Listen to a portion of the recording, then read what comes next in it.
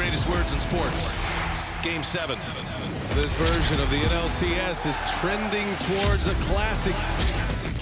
Back-to-back home runs for the Diamondbacks. Arizona has been defying the odds all year long. We deserve this moment. Anything is possible. Game 7s are Game 7s for a reason. Here come the Phillies. It's going to be all hands on deck. We need one more to advance. It's win or go home. For the trip to the World Series.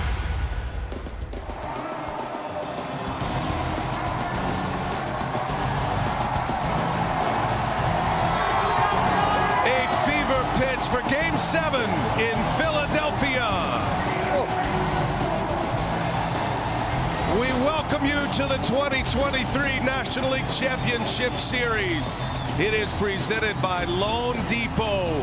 One last game to determine the National League pennant, the Arizona Diamondbacks and the Philadelphia Phillies. And hi, everybody. Welcome from Philadelphia. It is raucous here once again. I'm Brian Anderson with Ron Darling and Jeff Francoeur. We'll hear from Matt Weiner in just a moment. Well, the championship series round comes to a close here tonight. The World Series is the prize. Game 7s are special. These two have both participated in Game 7s in the past. What are these players in store for? Ronnie, let's start with you with the pitching. You know, Brian and Frenchie, I pitched in 2 of them. The World Series Game 7 and also an NLCS Game 7. I felt the weight of both of those starts and did not pitch well in either of those starts. But I'm not worried about Ranger Suarez because he's cool as a cucumber. Doesn't seem like anything rattles him. 0.94 ERA in the games that he's pitched. And in that Game 3, he was sharp again. But it was the only game the Phils have lost in the postseason when he's been on the mound. Now, Brandon Pfaadt, he has been great in his last 2 starts. No runs allowed, over 10 innings, and he's had the strikeout pitch working, 17 whiffs in his last start. But this will be as nervous as he could ever be on the mound. And what about the offense in a Game 7, Frenchie? Well, I'll tell you, the cool thing is pitchers, they got to throw a lot of pitches. As a hitter, guys, it takes one swing to put you as a legend in the postseason. And for the Diamondbacks, when you look at them, Ketel Marte has been one of the best this postseason. You look at what he's been able to do. Gabby Moreno, up-and-coming star. And Lourdes Gurriel, season-high career in home runs and doubles. Look for him. One of those to have a big hit to send them to the World Series. And on the other side for the Phillies, obviously this home crowd. But Bryce Harper told us earlier this postseason, the reason you pay the stars is because they show up the brightest. Well, 1, 2, 3, Schwarber, Turner, and that guy right there. They get a couple big hits for them guys, they might find themselves in Texas Friday night. Yeah, let's see who's going to face the Texas Rangers in the World Series. Let's talk to the managers now. First up, the Phillies manager, Rob Thompson, standing by with Matt Weiner. All right, BA, thank you very much. Rob, you've been through a couple of these as a bench coach. What makes the difference on one of these Game 7 nights? Just a poise level. You got to relax. You got to put your body on autopilot and just let it happen. Thanks for all your time throughout the series. Good luck tonight. Thank you. We're back from Wild Philly. After this, we'll talk with Torey Lovello on the other side ahead of Game 7.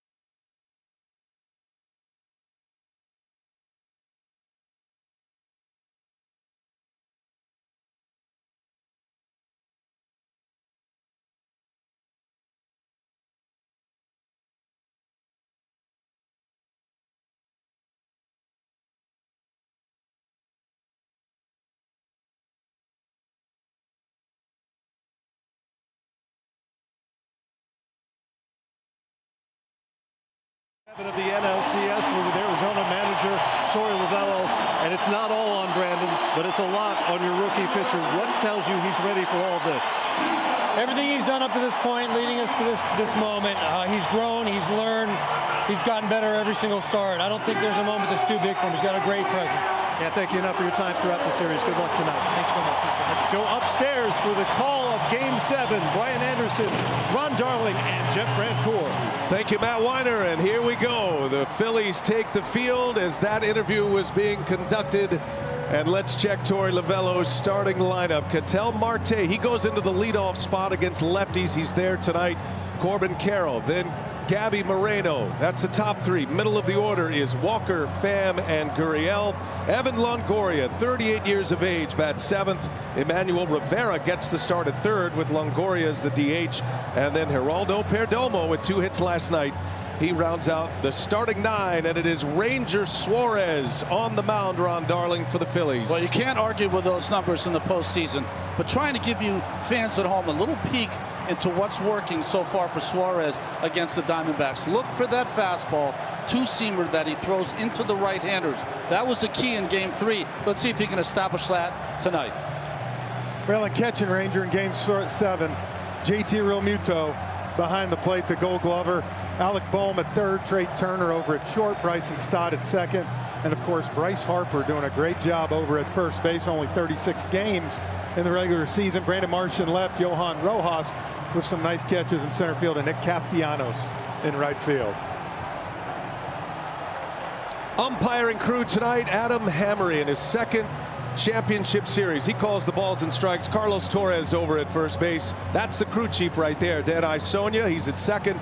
Mike Malinsky over at third, and the outfield umpires Lance Barksdale in his 4th LCS, and Trip Gibson, who had the plate last night, was excellent. He is in right field, and the 6-man umpiring crew in place. Next baseball game we'll have after this one will be Game 1 of the World Series. And who's it going to be? Diamondbacks or Phillies in Arlington to take on the Texas Rangers on Friday. Ketel Marte, an MVP candidate in this NLCS if the Diamondbacks win. He's ready to go. First pitch, a strike, and we're off and running.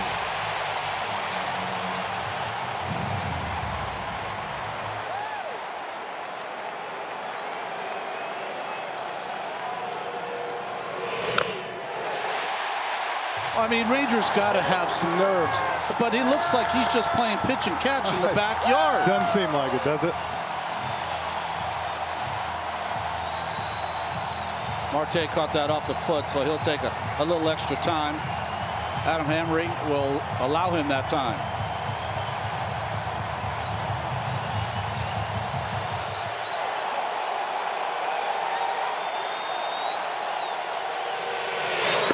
Bounces one, does Suarez. Ball and 2 strikes. Marte, Carroll, and Moreno to start it. This Diamondbacks team built around a lot of youthful players, but they have a real star in Ketel Marte. He's hit in every postseason game he has ever competed in, 15 straight. 25 hits, BA, in those 15 games. Marte just a hit shy of the franchise record for hits in a postseason. 2-2, and down he goes.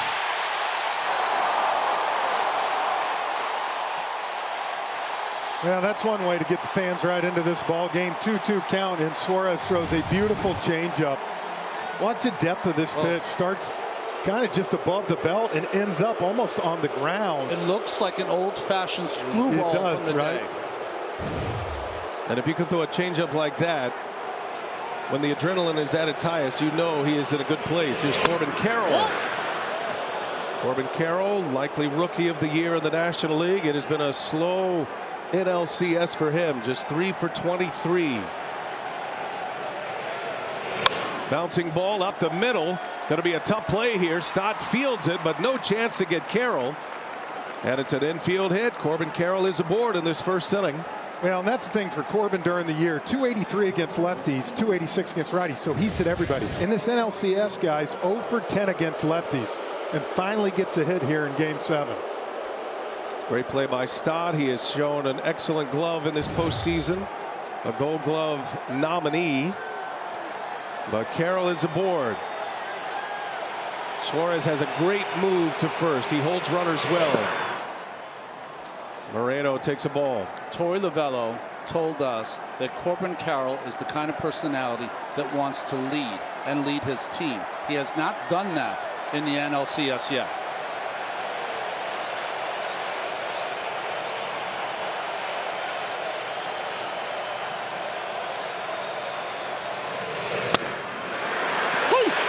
Count evens at 1-1. Ranger Suarez has been such a star in the postseason for the Phillies over the last 2 years, and serving, Ronnie, in a lot of different roles. He's pitched down the bullpen, middle role. He's been a starter.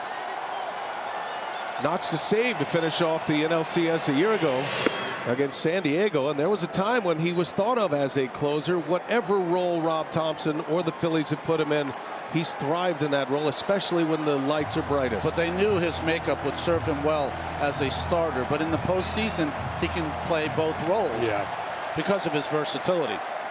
He was in the pen in the wild card series, didn't pitch. Division series, he got 2 starts against Atlanta, and now makes his 2nd start in this championship series. 28-year-old Venezuelan, and just dominant numbers in his postseason career and in his career in this ballpark. 3-1. Carroll takes off, and the pitch is lined into right, a base hit. Carroll on his way to third now. He stopped momentarily, but he will advance to third. Gabby Moreno, the talented young catcher, just continues to hit. His 7th hit in the NLCS. The Diamondbacks put pressure on right away in the first inning. What a mature approach. Well, you know what? He just saw Suarez 4 or 5 days ago, and he made an adjustment. He likes to throw me that changeup last time. You see Carroll had to make sure it dropped, but plenty enough speed to get to third. And give Moreno a lot of credit. Just went the other way. And, you know, look, that's why the Diamondbacks felt good talking to some of the hitters. They were 31-21 against left-handed starters this year, 5th best guys in baseball. Always imperative to score early, but in an environment like this, as we saw yesterday, it's a big deal. That skips away from Real Muto. Moreno not blessed with great speed. He stays put.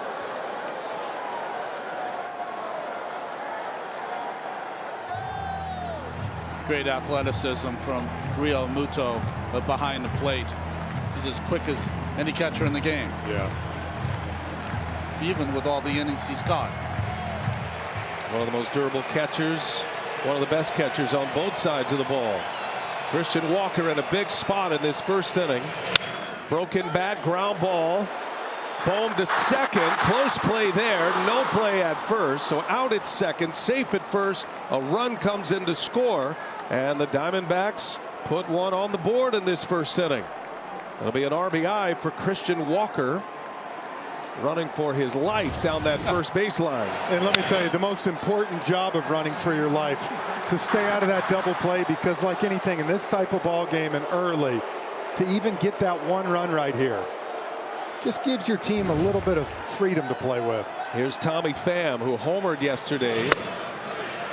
Quieted down the crowd. For the most part, Jeff, the Diamondbacks in yesterday's game kept this big crowd, this loud crowd, out of it so much it was a talking point throughout the day with these Phillies players. Well, whether it was the players, the fans, I think they got the hint, because since about 7:45, even now with the run scored, this place is on fire tonight. Diamondbacks won Game 6 5-1. Had 10 hits in the game to stun this crowd and force a Game 7.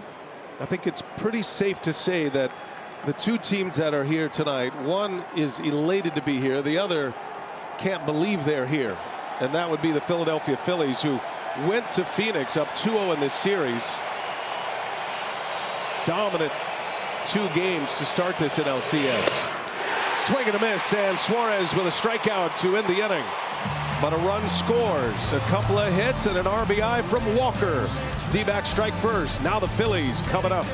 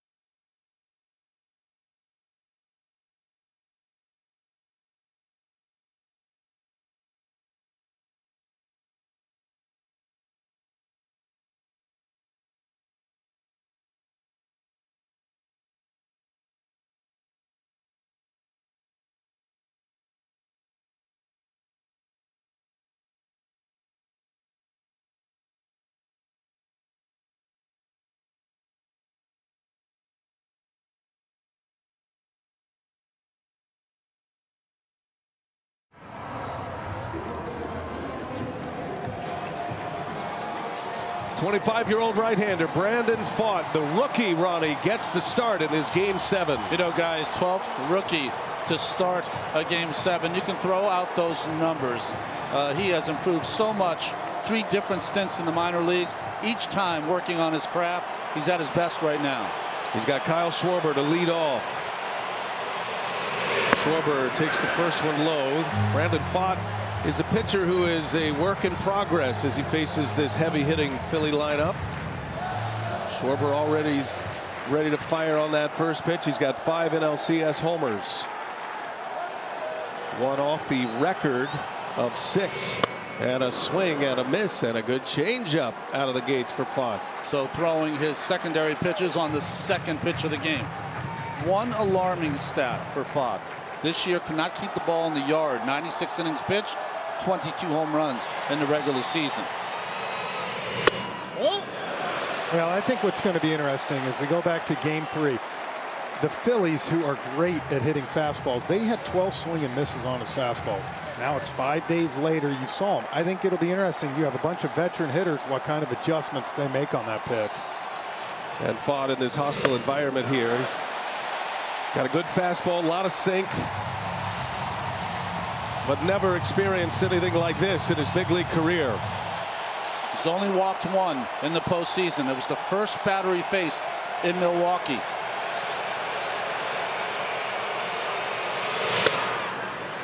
As a matter of fact, Brandon Pfaadt is the first pitcher in MLB postseason history with back-to-back starts allowing no runs and no walks.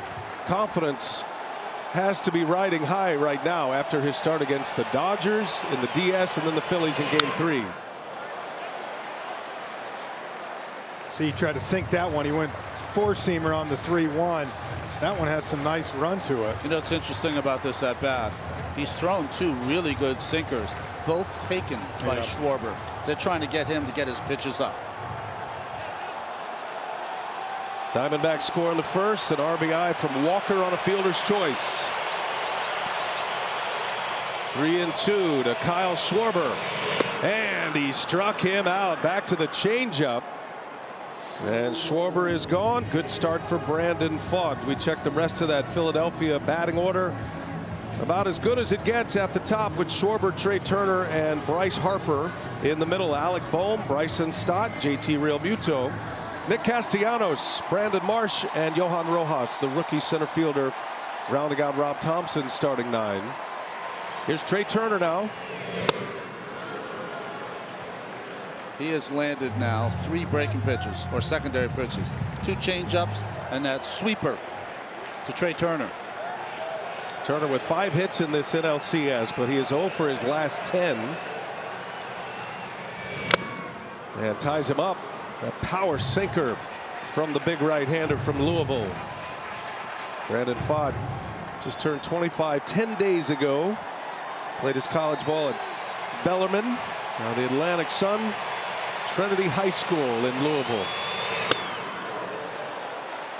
Now these top 3 in the lineup with Schwarber, Turner, and Harper are so dynamic. Last night they went 0 for 9 with 4 Ks, and look, you get 1 run. That's just, this team goes as these guys get on. Here's a 1-2. Count evens at 2-2.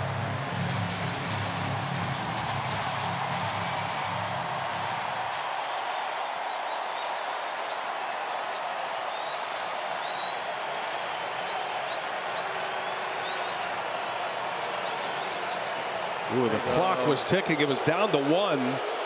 Moreno recognized that, runs out, almost a pitch clock violation. Good save by the catcher. Well, speaking of the catcher, B.A., he has been a rock behind that plate, catching again tonight. Emmanuel Rivera gets a start at third with the lefty on the mound. Perdomo, Ketel Marte, Christian Walker, the Gold Glover over at first. And in the outfield, Lourdes Gurriel Jr. Corbin Carroll shifts to center like Game 3 and 4. And Tommy Pham gets the starting right tonight. Alec Thomas not in the lineup, and that is a discussion point for the Diamondbacks. That's how they roll with a left-hander on the mound. Turner breaks his bat. Here is Perdomo in the bright shoes. He makes the play, and 2 men are out in this first inning for Brandon Pfaadt. Thomas is a hot hitter, has 4 home runs in this postseason. He's a left-handed bat. Diamondbacks don't really deviate from their lineup with a lefty on the mound. So Thomas sits to start this game. Pham is in right field. Yeah, look, they have done this. We saw it. We talked last night with Merrill Kelly when he came out. They have a plan, and Torey Lovullo showing he's not deviating. Bryce Harper takes a ball. But that being said, you got to believe at some point, middle part of this game, whether it's for defense or offense, you're going to see Alek Thomas get a chance. Harper, one of the 3 Phillies with 5 home runs in this postseason. He and Castellanos and Schwarber. Harper fouls it away.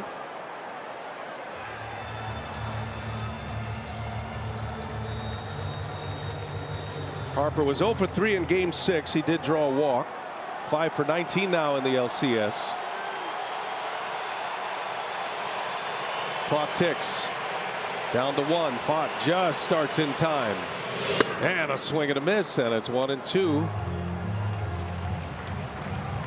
Just threw a 4-seam fastball up and in. Started the next pitch inside as well, and it was the sweeper. A foot inside. Nope. And that's the pitch last night we saw Harper start to go to. He started chasing up above the zone. You saw him have the discipline to lay off that one. 1-2.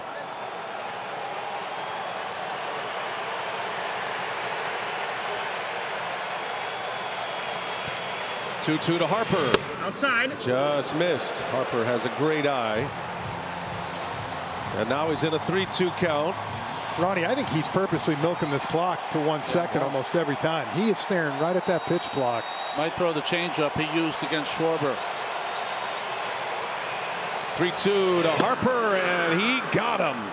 A breaking ball for Fott. He strikes out Bryce Harper. A 1-2-3 first inning with 2 Ks. Can't start it any better than that for the rookie right-hander. 1-0 Diamondbacks. 1 in the books in Game 7.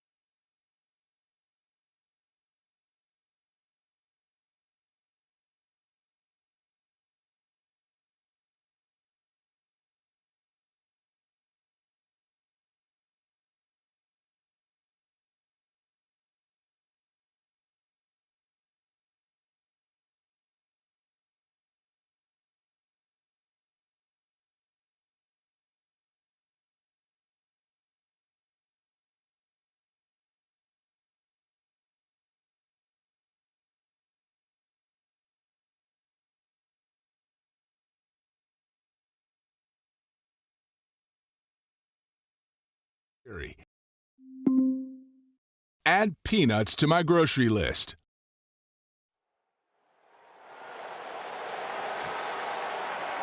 Citizens Bank Park, and first ball swinging. Lourdes Gurriel lines one to left field, a base hit.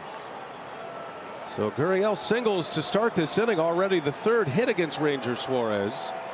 Diamondbacks have their hitting shoes on early here in Game 7. Had to be looking for that pitch. First pitch curveball. You would think so, and you know it's interesting. Well, you know, I told you a little shocked Alek Thomas wasn't in the lineup, but Torey Lovullo told us we have our 9 guys that we felt had a good plan against Ranger Suarez. He got the best of us, but we felt like they could execute this time around, and they're getting some good swings right now early. Here's Evan Longoria. Had an RBI double last night. He's on the first pitch. Longoria with his third RBI of this postseason. 2 for 16 in this NLCS. He is one of the few players that have competed in a Game 7. Did that as a member of the Rays. A fly ball to left field. Just missed it a tick on the bat, and Marsh will put it away for out number 1. You know, going back to that ball that Gurriel hit to left field, and I go back to Moreno, how he smoked that one right field. 2 things. You're either sitting on that first pitch curveball, or your approach is right center. So when you do get that curveball, you stay back enough. Longoria right there, he almost clipped that one. Just got it off the end. So when Torey Lovullo talks about experience against Ranger Suarez, giving them a second chance, this is the guy that they're talking about. Close play over at first. Suarez didn't have much on that throw, but Gurriel just back. He's got such quick feet. He stepped off and threw over there at the same time and almost caught Gurriel napping. Suarez, he is a real athlete. He's fast, fields his position well, throws it well. Almost got Gurriel. But the guy Torey Lovullo is talking about primarily is Emmanuel Rivera, who does get this start. Didn't make a start in the postseason until the Suarez game, and now he's back in there and playing third base. Tied him up. Nasty cutter right there by Suarez.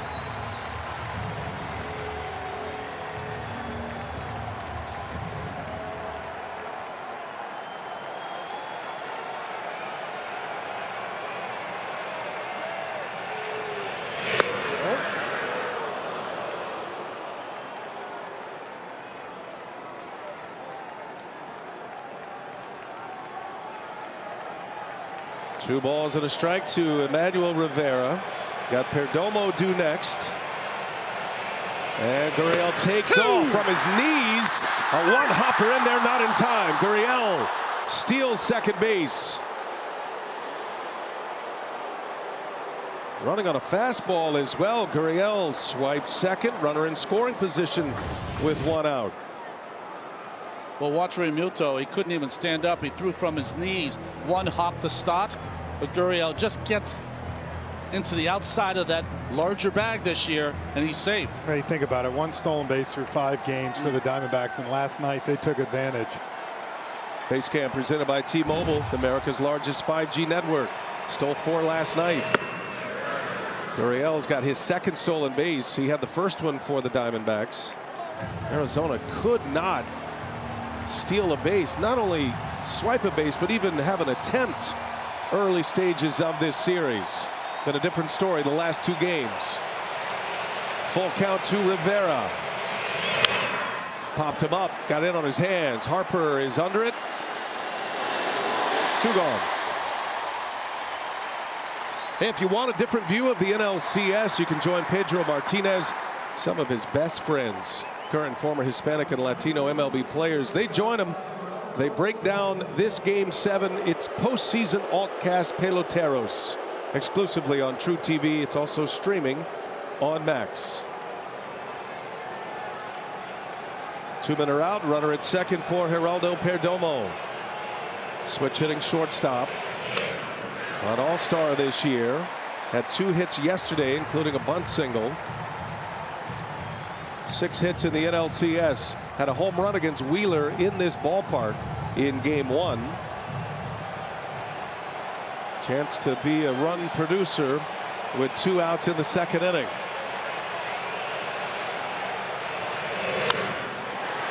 Let's see what he does now, guys. That was another curveball to Walker, and then to Rivera. He went slow curveball, and then he went cutter in, and he broke Walker's bat and just got weak contact.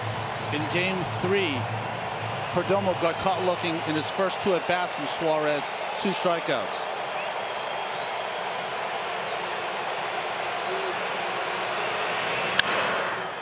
Fights it off. Jeff Hoffman preparing in the bullpen. We talked to Rob Thompson before the game. He snuck a phrase by us, and he said, we're looking at Corbin Carroll's second at-bat as a potential spot to pull Suarez. It's 3 batters away. Back up the middle on a hop. Turner makes a play, and that'll retire the side. Suarez puts up a 0, strands a runner at second base. 1-0 Diamondbacks. Phillies coming up, bottom of the second from Citizens Bank Park.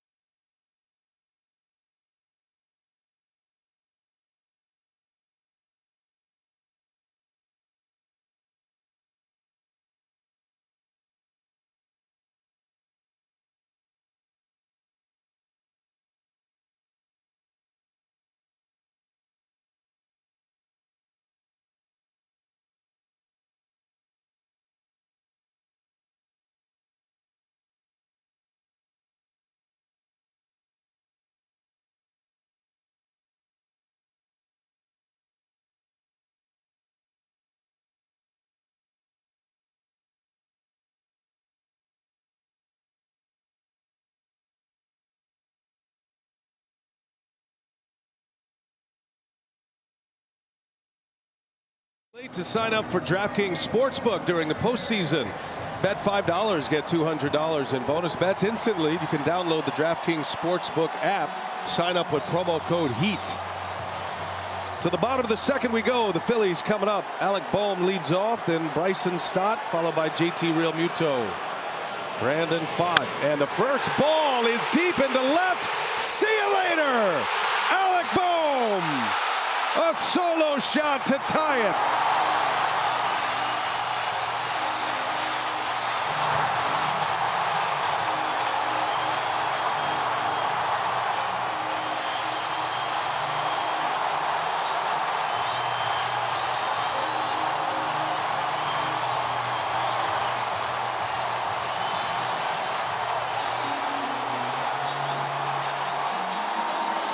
Well, for Alec Boehm, first home run of the playoffs. And guys, look, there was a lot of talk of sports talk radio around the other day. Rob Thompson even told us, I'm not changing my lineup. He's my cleanup hitter. And you want to talk about answering for your manager? Now Stott on the first pitch, a fly ball, center field. Carroll eases back. He's got it at the track. 2 pitches, 2 swings, and how about the Bohm home run? We talked last night, 2 bloopers to right field, stayed inside of. What does that do? Relaxes you sometimes. 105 off the bat, 401. Bohm also saw Fott throw 2 sinking fastballs in on Turner. That one was a sinker as well, but it was a high sinker. Yep.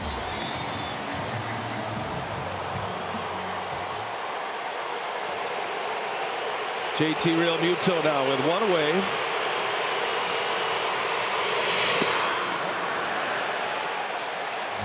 This crowd in a frenzy. Every time the Phillies do something like that, and this is similar to what we saw in Game 2. The Phillies won that game 10-0, but they just kept the barrage on. Arizona really never came up for air in that game. Whatever they learned in those first 2 games, though, the Diamondbacks came back and completely shut down the Phillies offense, which meant they shut down this loud crowd yesterday en route to a 5-1 victory in Game 6. Hey, look, we talked about the Phillies slug and their ability in the 8 games that they've won this postseason, guys. 21 home runs. In the 4 losses, only 2. So good sign if you're a Phillies fan to see a home run there early. Still plus 16 in the home run category for the Phillies through these playoffs. They've just been out homering, outscoring their opponents at such a high clip. That's why it was so strange in yesterday's game to see no real offense from the Phillies as they went down pretty easily. 2-2. Fott deals, and he gets Realmuto a strikeout. His 3rd already, 2nd out of the inning, and we send it down to Matt Weiner. ABA with all the pressure ahead of this Game 7, walking around down here on the field. I thought both teams were basically versions of their usual selves. The Diamondbacks a little more businesslike, and the Phillies as loose and playful as they always are, playing Nerf hoop horse in the clubhouse. A version of an RBA game at batting practice. Brandon Marsh won, by the way. And Kevin Long, the hitting coach, said same as always, and that's exactly the way it should be. Felt like that. We were in the Phillies clubhouse before the game. There was raucous celebrations for whatever game they were playing. Someone made a basket playing hoops, I think. Nick Castellanos waves at that first pitch and at the second one, and he is quickly down 0-2. How about the young Fott so far in the NLCS against the Phillies? He's faced 23 batters, 12 strikeouts. And a struggling hitter he's facing now. Castellanos is 0 for his last 19 with 9 strikeouts. Fott's got him 0-2 with 2 outs. Doesn't bite on that pitch. Yeah, I would imagine, Ronnie, if you're over there and you're the Diamondbacks and you give up that home run, but then to see him be able to come back, get a fly out, get a strikeout of Realmuto, and now 1-2 on Castellanos, you got to be happy. And he got him. Dropped it. It's in the dirt. Yep. So he'll get another swing. A foul ball essentially for Castellanos. See how close it was to a foul tip strikeout. Ooh, that's no skill play for a catcher. It's either in the mid or not. Happens too fast. Castellanos will get another swing here with 2 outs. Bohm is tied it at 1. Diamondbacks scored in the first inning. And he gets him this time. That was a foul tip. And Fott comes back strong after the Bohm home run. Couple of Ks in the second. But Alec Bohm had a homer in the World Series last year. His first home run of this postseason. It's a game tire in the second.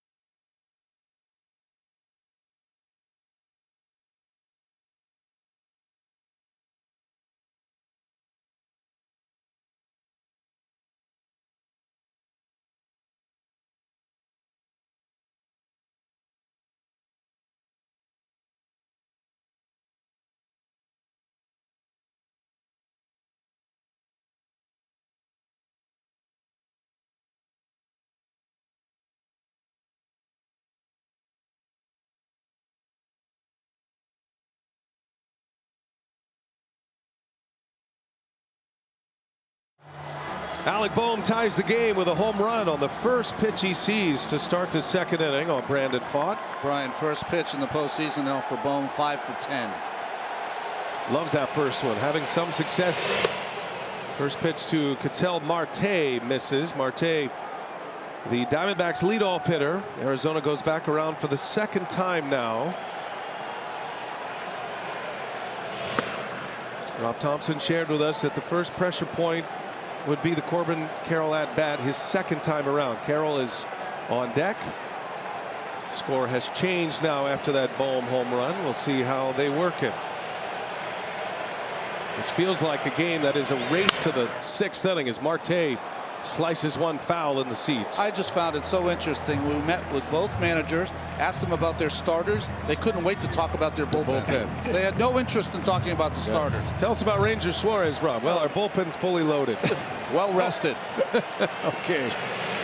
Yeah, Marte, defensive swing right there on the cutter end. Well, that's been his best pitch tonight so far, this cutter to the right-handed hitters. First three starts, I would say his curveball was probably his most dynamic pitch. He's got some good swings off it, so you're seeing him go hard cutters. 7 cutters already tonight. Yeah, he threw just 5 in game 3. Heavy usage on that pitch right now as Marte just got a piece of it. That was the changeup that time. Count stays at 2-2 on Ketel Marte. When you're a hot hitter, you foul off those pitchers' pitches. Just to stay alive and see another.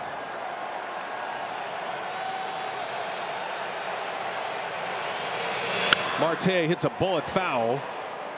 He is a dangerous at-bat right now. He's a switch hitter. Power from both sides, but more power as a right-handed batter. Torey Lovullo shared with us he's always pleased when managers try to flip him around to the right side. Batting average might not be as high, but he's got some thunder in his bat. Suarez 2-2. And he sticks the fastball. Caught him guessing. Marte strikes out. First out of the third inning for Ranger Suarez. You don't see a lot of left-handed pitchers who can execute this pitch. It's the two-seam fastball. He throws right at his belt buckle, and it comes back over the inside corner. And the hard thing is, as a hitter, guys, it looks like a cutter sometimes coming out of his hand. Instead, it comes back over the plate. And it's not like it's 90. That was 94 pain. And that bullpen is empty right now. So Rob Thompson likes what he sees so far. Suarez stranded a runner at second last inning. Second time against Corbin Carroll, who reached on an infield hit and scored that run for the Diamondbacks in the first. Inside. We haven't seen it yet, but pound for pound, maybe one of the strongest players in the game. He's got thunder in his bat. 2 home runs this postseason. Both have traveled over 400 feet. One in Milwaukee, one in LA. Hits that ball sharply into left center, a base hit. So Corbin Carroll coming alive here. 3 hits through the first 6 games of this NLCS. He's got 2 here tonight in game 7. And look what pitch this was. Slow curveball, and it hung again. Allowed Carroll to get the foot down, recognize it, and just line it over Turner's head.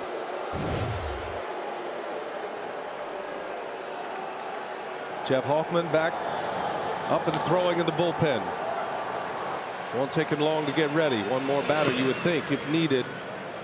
Got a run of right-handed bats coming up here for Suarez as he faces Moreno. And if there's one thing you think about for Hoffman when you look at who's on deck with Walker, Walker has struggled with high velocity fastballs up in the zone.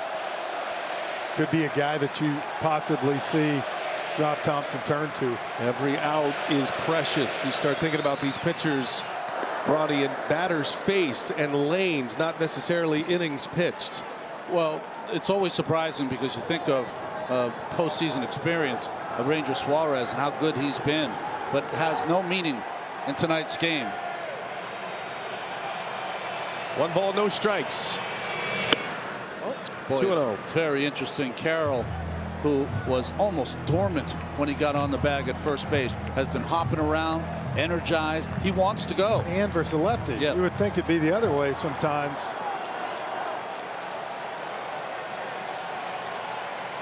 Carroll takes off. Suarez picks him off. Throw to second, and he's safe. Then Isonia, the crew chief, digging down in there to make sure Carroll kept his foot on the bag. Running on first movement, Corbin Carroll steals his first base of this NLCS. He did a great job picking him off. Watch this for Harper right here. You see he goes, he's got it. Kind of throws and the ball sails on him. Little inexperience because he hasn't played a lot of games at first. The tag there is late because it was high. Harper's got to come meet that throw. Now runner at second base, and Moreno takes a strike. You know, when you start to see this pen, guys, already in the third inning, to me what it tells you possibly is that Zach Wheeler could be playing a larger role moving forward than you think. There could be more bulk innings for him than we think. Steve Carlton might be in this game at some point. I'd say both aces would be available. Zach Gallen and Zach Wheeler, they pitched game 1, obviously, and then game 5. But Wheeler figures to be a more prominent role in this one. See the stolen base numbers. Second steal of the game against the pitcher who holds runners on well in Suarez. And a swing and a foul ball. Adam Hammery says he just got a piece. Umpires use their ears as much as their eyes on a play like that.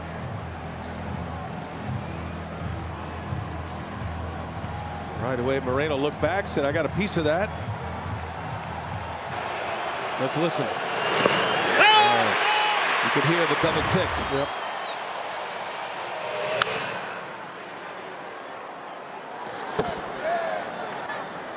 Tell you what, guys, 2 strikes, 1 strike. It does not matter with Gabby Moreno. What a great approach. He pitched number 7 here. 7 hits now in this NLCS. He was 1 for 5 yesterday in game 6. Had a sharp single to right his last time up against Suarez. Carroll dancing at second base. On the ground to Turner. Carroll has to go to the bag, and Turner makes a play for out number 2. Moreno rolls out 6-3, 2 outs. Carroll still in scoring position for Arizona. That brings up Christian Walker. Well, the next baseball game will be on Fox Friday night, 8 Eastern, the 2023 World Series. Congratulations to the Texas Rangers, advancing to the World Series for the first time since 2011. Walker, a little flare, foul territory, and Suarez gets out of the inning. Back-to-back innings, stranding a runner at second base. Still tied at 1. Phillies coming up.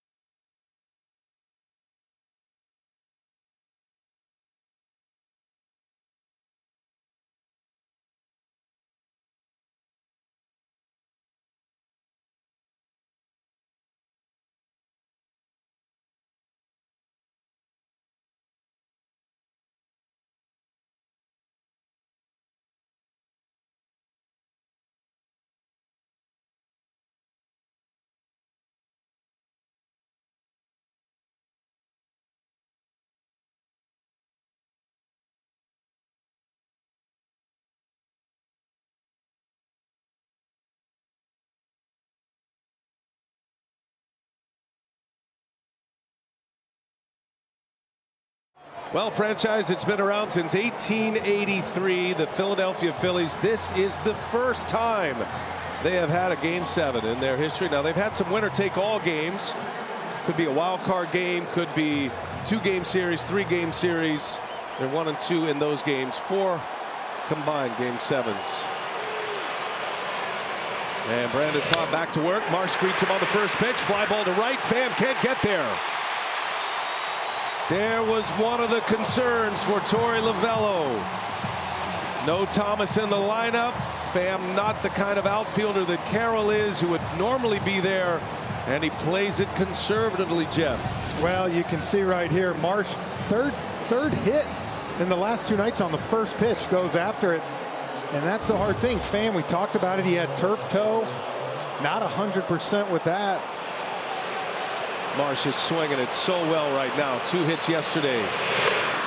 One attempt by Johan Rojas, the rookie, fouls it away. Frenchie, Marsh, we talked about Bohm 5 for 10 on first pitch in the postseason. Marsh is now 5 for 5. I tell you, man, he has played a huge role at the bottom part of this lineup for the Phillies. Everybody knows about the top, but has really done a good job of turning the lineup over. I don't think it's a platoon in left field anymore with Christian Pache. Marsh's job down. Rojas bunts again. He's fast. Got to hurry. Pfaadt makes the play. Close play, though. Rojas was burning down the line. That'll go as a sacrifice bunt. Marsh advances to second base, and the Phillies have a runner in scoring position now with 1 away. Well, nice play here by Pfaadt. Luckily, that ball bounced up into him. If it had stayed down, Rojas would have been safe at first. But the sacrifice from Rojas moves the runner Marsh over. Don't you love it? You don't see that sacrifice all year. You saw Corbin Carroll last night in Game 6, and now Rojas in Game 7. And now the Phillies, where they want to be, as Schwarber takes a strike. Pfaadt just sticks the landing on a fastball in the outside corner.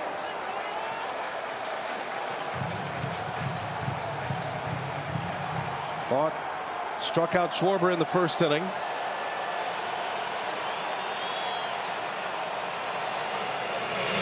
Schwarber fouls it back. That was in on his hands. Quickly 0-2. Pfaadt's impressive here. He is going right at these big bats of the Phillies run. He is, and he's not only doing it east and west, he's doing it north and south. That ball above the strike zone to get the swinging foul ball. 25-year-old rookie against Kyle Schwarber.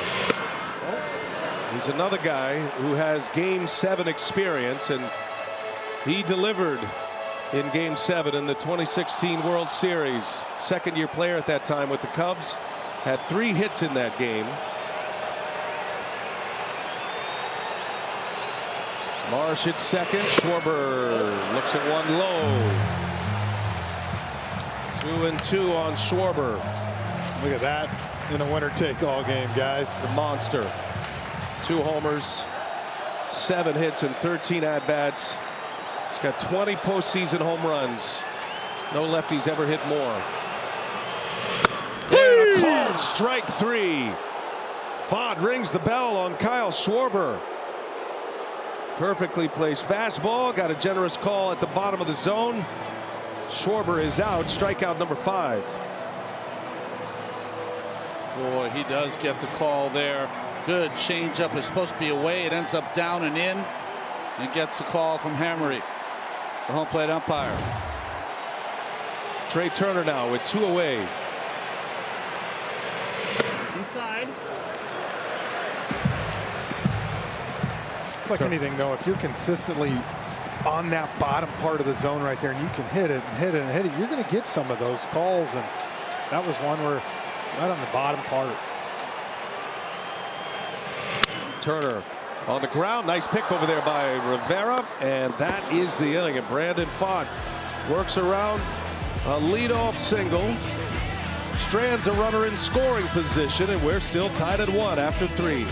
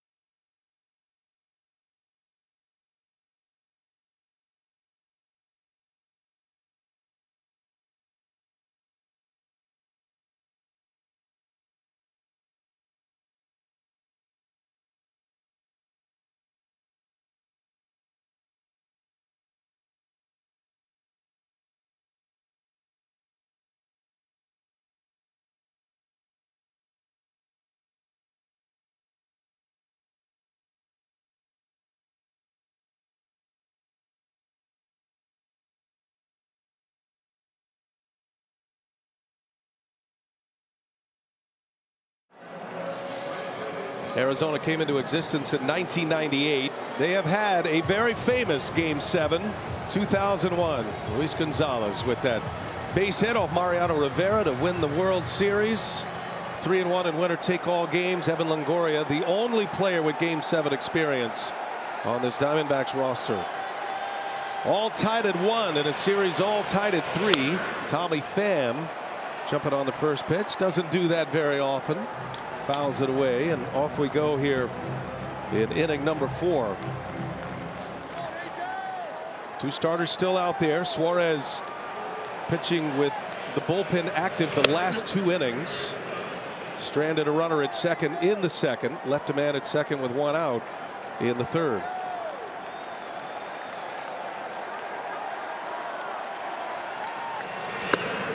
I'll tell you, if I'm Rob Thompson and Torey Lavallo on the other side, I look at both the starters right now and say they're doing what we want them to do, right? They're getting outs. Huge job by Fott right there, leaving Harper on deck. Now Fott gets Schwarber and Turner with a runner at second. That's a strike. That's an open area for home plate umpire Adam Hammery.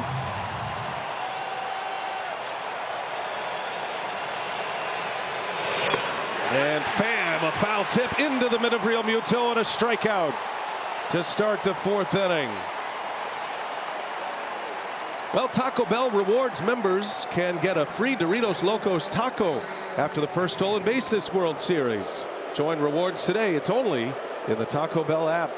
Better curveball there. Yeah. Ranger Suarez. Yeah, both of those bottom part of the zone. Strikeout number 4 for Suarez. Gurriel again swinging away at the first pitch.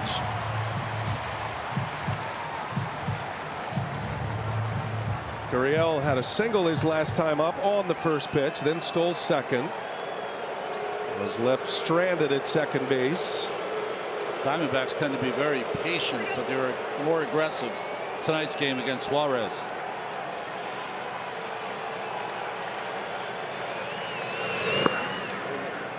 Suarez dealt with a couple of injuries during the regular season. He pitched in the WBC for Venezuela. Came out of that with a little bit of elbow strain, forearm injury. He missed 6 weeks. Returned in May and then had a hamstring injury in August. Gurriel flies to right. 2 outs. Ronnie came back from that hamstring injury, made 5 starts. They were trying to get him ready for the postseason in whatever role that was going to be. He pitched to a 5 ERA, but he has been brilliant in this postseason, just like he was last year. Yeah, and he was better down the stretch once he got healthy. Facing Evan Longoria with 2 outs.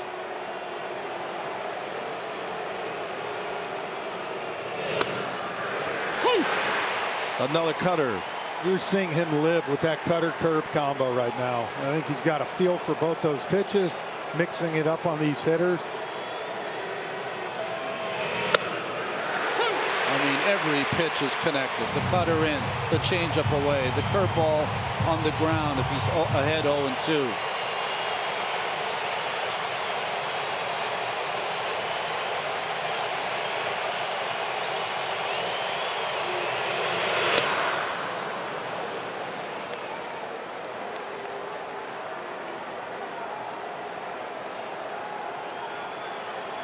Only Diamondback with Game 7 experience up at the plate. He's the one. That was as a rookie in 2008. Did he go? Did not. Checked his swing. First base umpire Carlos Torres gives Longoria another chance. No, good call. Yeah, he held.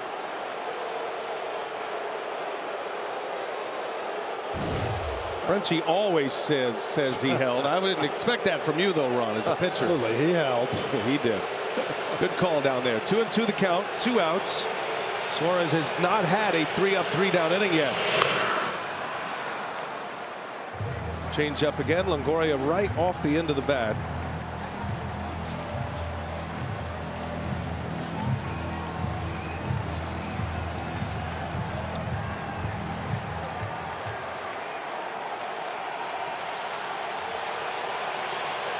See what Suarez does here. 2-2.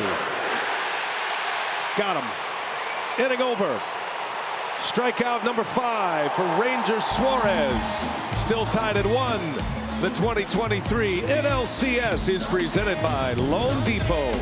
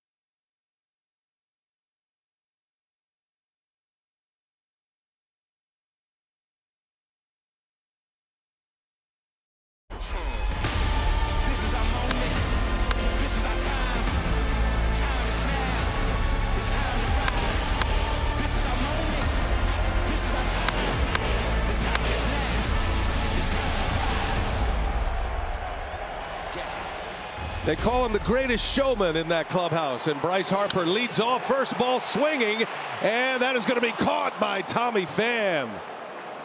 Got a bit of a late break, but hustles in to make the catch. Phillies aggressive on these first pitches of Brandon Pfaadt. Harper retired to start the bottom of the 4th. Yeah, you're right. They're coming out swinging a little more now. 106 off the bat. And Pham looked like he didn't know if this was going to sink enough, but ultimately made the sliding catch. Game is tied at 1. Bottom of the 4th inning. Here's Alec Bohm, who hit a first pitch from Pfaadt out of the ballpark in the 2nd inning to tie this game. Ooh, wasn't exactly a clean catch.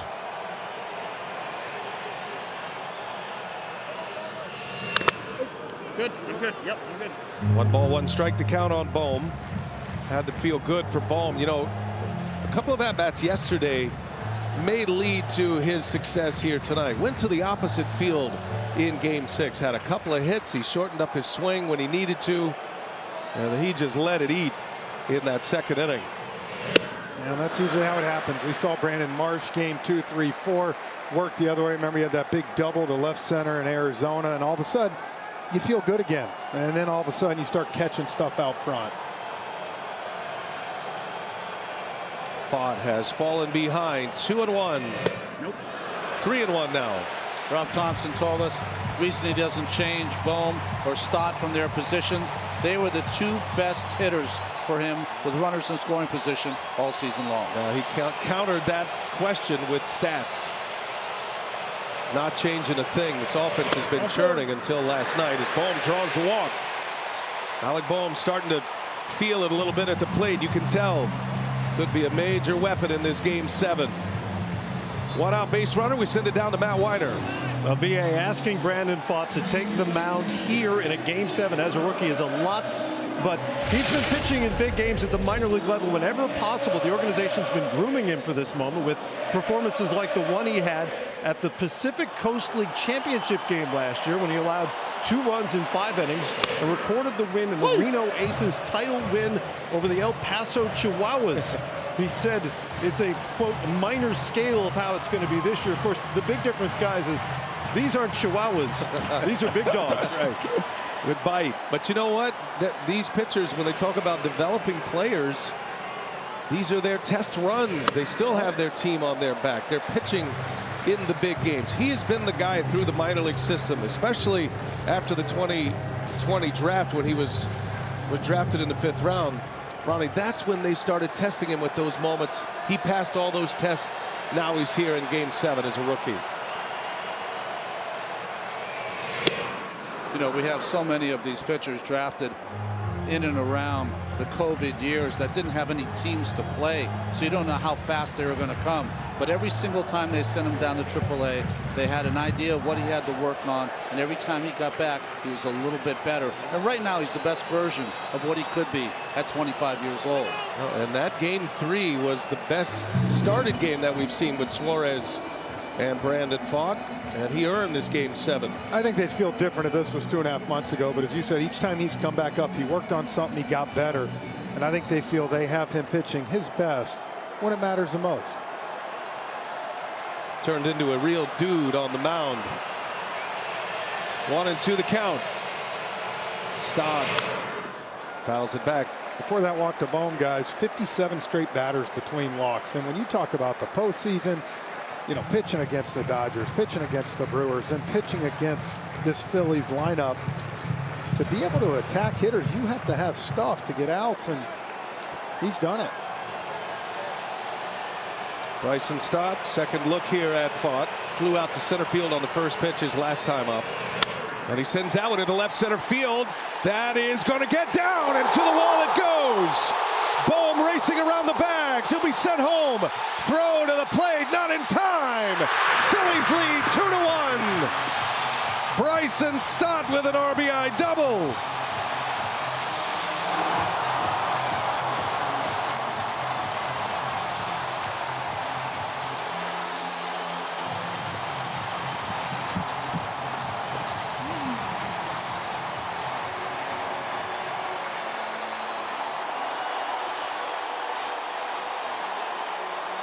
Brent Strom, the Diamondbacks pitching coach, on his way to the mound. It is Boehm and Stott who deliver here in the 4th inning. You know, games 1 through 4, you saw a lot of rollover from Stott. All of a sudden, you started seeing him work the other side of the field. Said he's worked on getting to the fastball this year the most with Kevin Long, and he split the gap there to left center. You know, Frenchie, that's what he's done all season long, is work the middle of the diamond or the other way, especially with 2 strikes. 82 hits with 2 strikes this year. That was tied for first in all the major leagues. What a night for Boehm, and now for Stott already.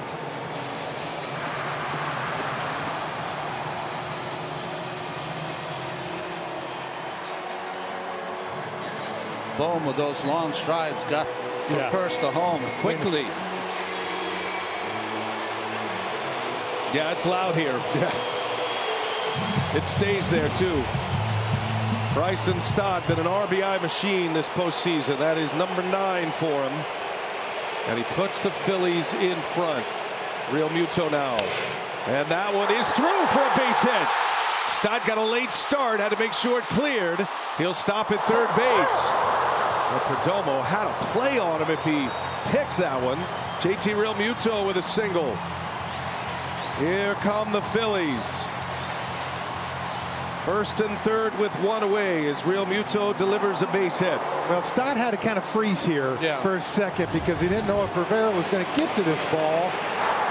And then when he got here, you see him get to third. I might have sent him right there. We've seen the outfield arms a possibility, but I'll tell you what. That could have been close. Yeah, could have been. Looked like he may have beat it back. Here we go. Big spot right now. 4th inning. Phillies have the lead. Castellanos at the plate.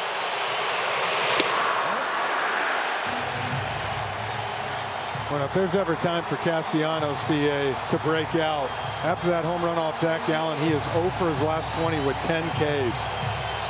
But he's about 5 home runs in this postseason.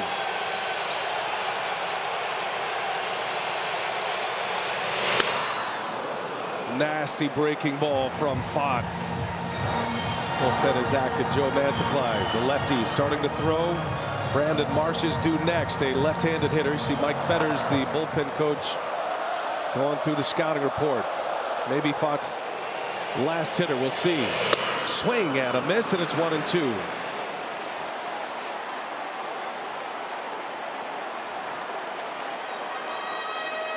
Was a 1-out walk by Alec Bohm, and then he scores from first on the Stott double to left center.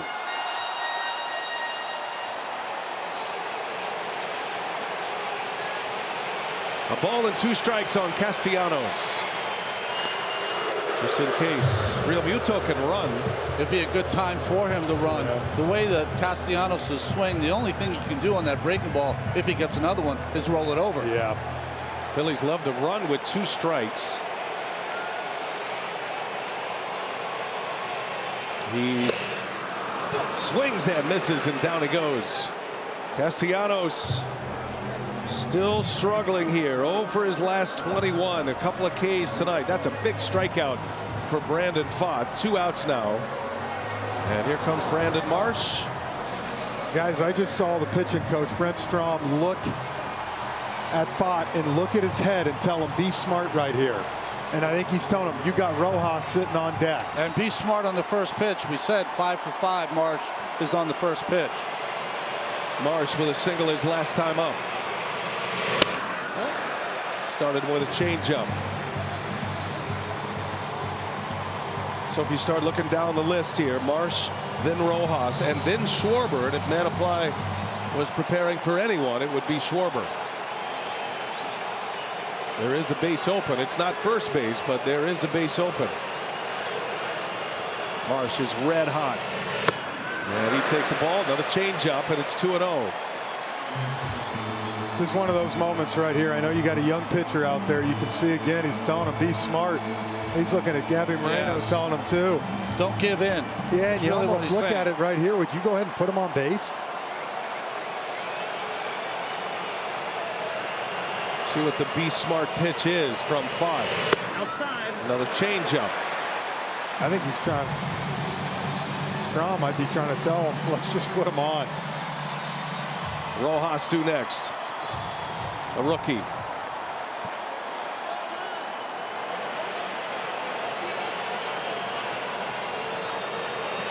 Well, 4. So walked him on 4 straight. The unintentional intentional. Bases loaded now with Rojas coming up. FanDuel, America's #1 sportsbook. What do we talk about in our meetings this morning? The least likely players that could come up big for your ball club. Rojas is in that position right now.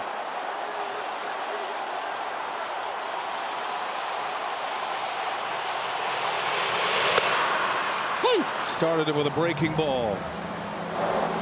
Rojas in this postseason is 0 for 9 with runners in scoring position. He has the bases loaded in the 4th. 2-1 Phillies. They have scored in this inning to take the lead. And Rojas chased it. 0-2 the count. When he's gotten in trouble, we've seen Rojas get those high fastballs up in the zone and has had trouble laying off. Those are the numbers for Rojas. Called up to the big leagues in July to be a defensive presence. Anything Rojas gives the Phillies offensively is a bonus. You know, in the postseason, Brian, he's been an out once you get 2 strikes on him. 1 for 27 with 2 strikes in the postseason. Big triple, though, in Arizona down to first base line. Yep, off Thompson. 1 ball, 2 strikes. Brandon Pfaadt deals, and he struck him out. Pfaadt with a big K. They do pitch smartly, get around Marsh to face Rojas, but the Phillies have grabbed the lead. Bryson Stott, an RBI double, his 9th RBI of the postseason. 2-1 Philadelphia in Game 7.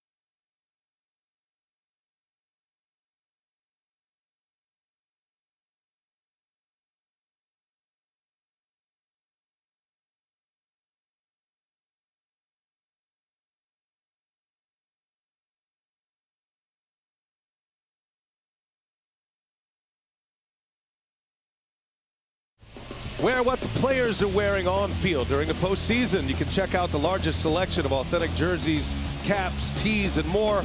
Root for your favorite team, MLBshop.com. First pitch from Ranger Suarez. Emmanuel Rivera leads off. It's in there for a strike. 8-9-1 coming up for the Diamondbacks. The Phillies now lead 2-1. And Rivera bangs one back up the middle, a base hit. So a clean single to center field for the Diamondbacks' third baseman. That's the same base hit that he had in Arizona. Bullet up the middle. Yeah, I think it was off Sanchez. I think it was a changeup too, possibly, and that one hung up there from Suarez. Guys, sometimes the Diamondbacks use Perdomo just like the Phillies used Rojas. Sometimes they will bunt Perdomo. And Real Muto on orders from his dugout, making a walk to the mound here, trying to buy Jeff Hoffman a little time to get ready. Hoffman has been up and throwing going back to the second inning, though. Won't take him long to be ready to enter this game. Ranger Suarez pitching with a lead in the 5th now as the Phillies strike. Well, in a Game 7, you always risk getting your relievers up like this 2, 3, 4 times. Some staleness, you know, because in a Game 7, they get hot quick. Doesn't take that long. Hawking Zach Wheeler. Rob Thompson said he would be available at some point tonight if needed. So here is Perdomo now, the switch hitter. He shows bunt. Bunts it foul. Good call, Ronnie.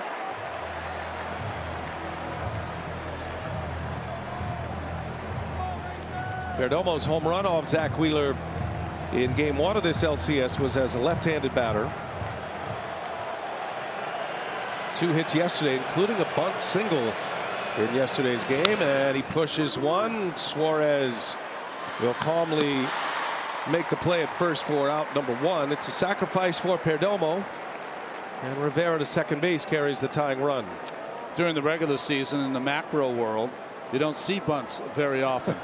But when these games really, really matter in the micro world, all of a sudden the games looks like 1979 again. Moving a guy over to run in scoring position. But for the Diamondbacks, they got the right guy up here in Marte, and then Corbin Carroll, who's gotten 2 singles off Suarez tonight. Arizona led the league in sack bunts this season. Skips away from Real Muto. Figure Suarez has 2 more hitters. He's got Marte here. Phillies would much rather Marte hit right-handed. And the lefty Corbin Carroll is due next.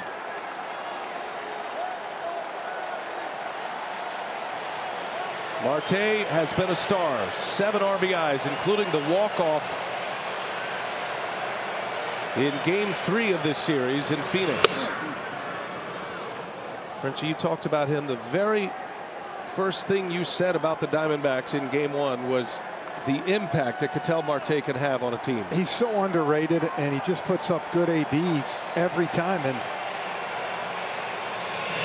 Marte, little tapper, going to be a tough play. Let it roll, and it'll roll foul. Smart move by JT Real Muto. If you go back to that game 3, 2 doubles by Ketel Marte, both off Ranger Suarez. Well, you expect nothing less from Real Muto, one of the game's smartest players. Knows he can't make a play, so just let it run its path out. And as soon as it goes foul, brush it away. Marte taking his time getting back to the box. That's got the Philly fans a little agitated.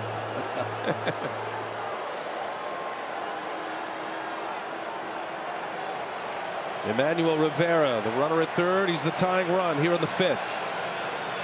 Marte 2-2 now. 70 pitches here for Ranger Suarez. The most he had thrown this year in the postseason, 69. He did that twice. You feel like he's going to get that 3rd time through Carroll.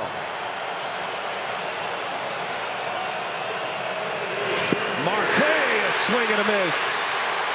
Suarez with a big curveball. You know, guys, those are the 2 pitches tonight that Ranger Suarez has lived on.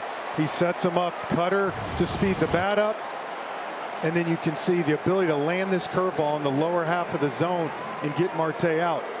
Then sometimes tonight we've seen him do the other. The slow curveball, get guys out front, and then pound that cutter in. How about Suarez? He has struck out Ketel Marte 3 times in this game. Corbin Carroll now 2 for 2. Looking a little more dangerous at the plate, a little more confident with that swing. One swing of Carroll's bat could flip the scoreboard here in the 5th. Rivera will be running on the crack of the bat here with 2 outs. 1-1 the count. Because he was so good this year, we kind of look at him through a different kind of prism. He's still a rookie. Yeah. Still 23 years old, but he's 2 for 2. Confidence coming back.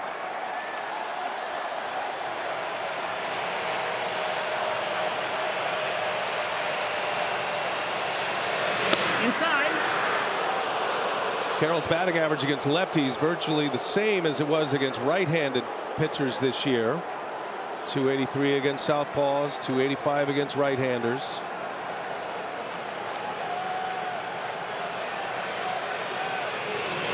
Carroll up the middle and a base hit. Rivera around third. He will score the tying run. And Corbin Carroll, his 3rd hit of the game.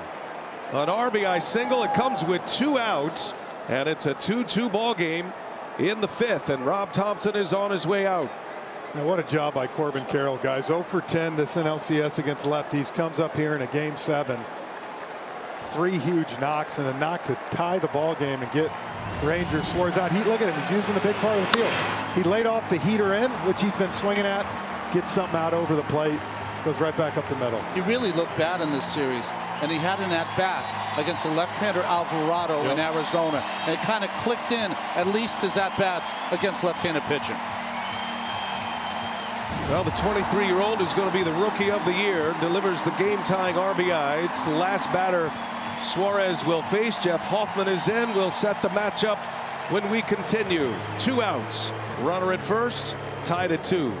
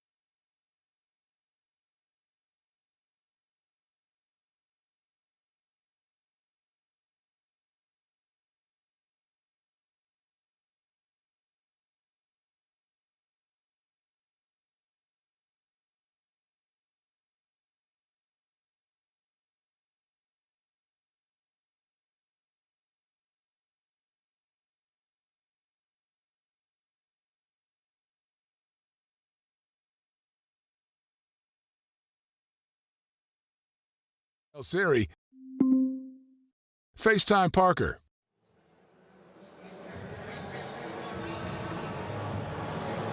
Corbin Carroll with his 3rd hit of the game chases Ranger Suarez 4 2/3. 6 hits allowed, 2 in this 5th inning, gives up 2 runs. They are earned and has a runner his responsibility. Ronnie, as Jeff Hoffman comes on. Right-handed hitters batted 122 against Hoffman in the regular season, 8th postseason game. The young catcher Carroll takes off from his knees, no chance. Big jump by Corbin Carroll. He steals his 2nd base of the game.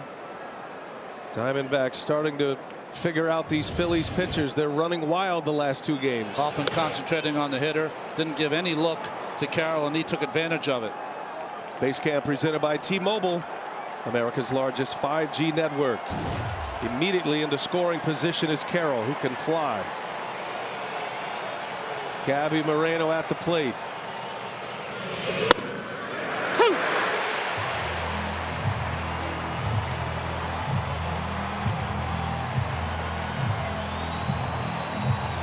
Moreno with a sharp single in the 1st.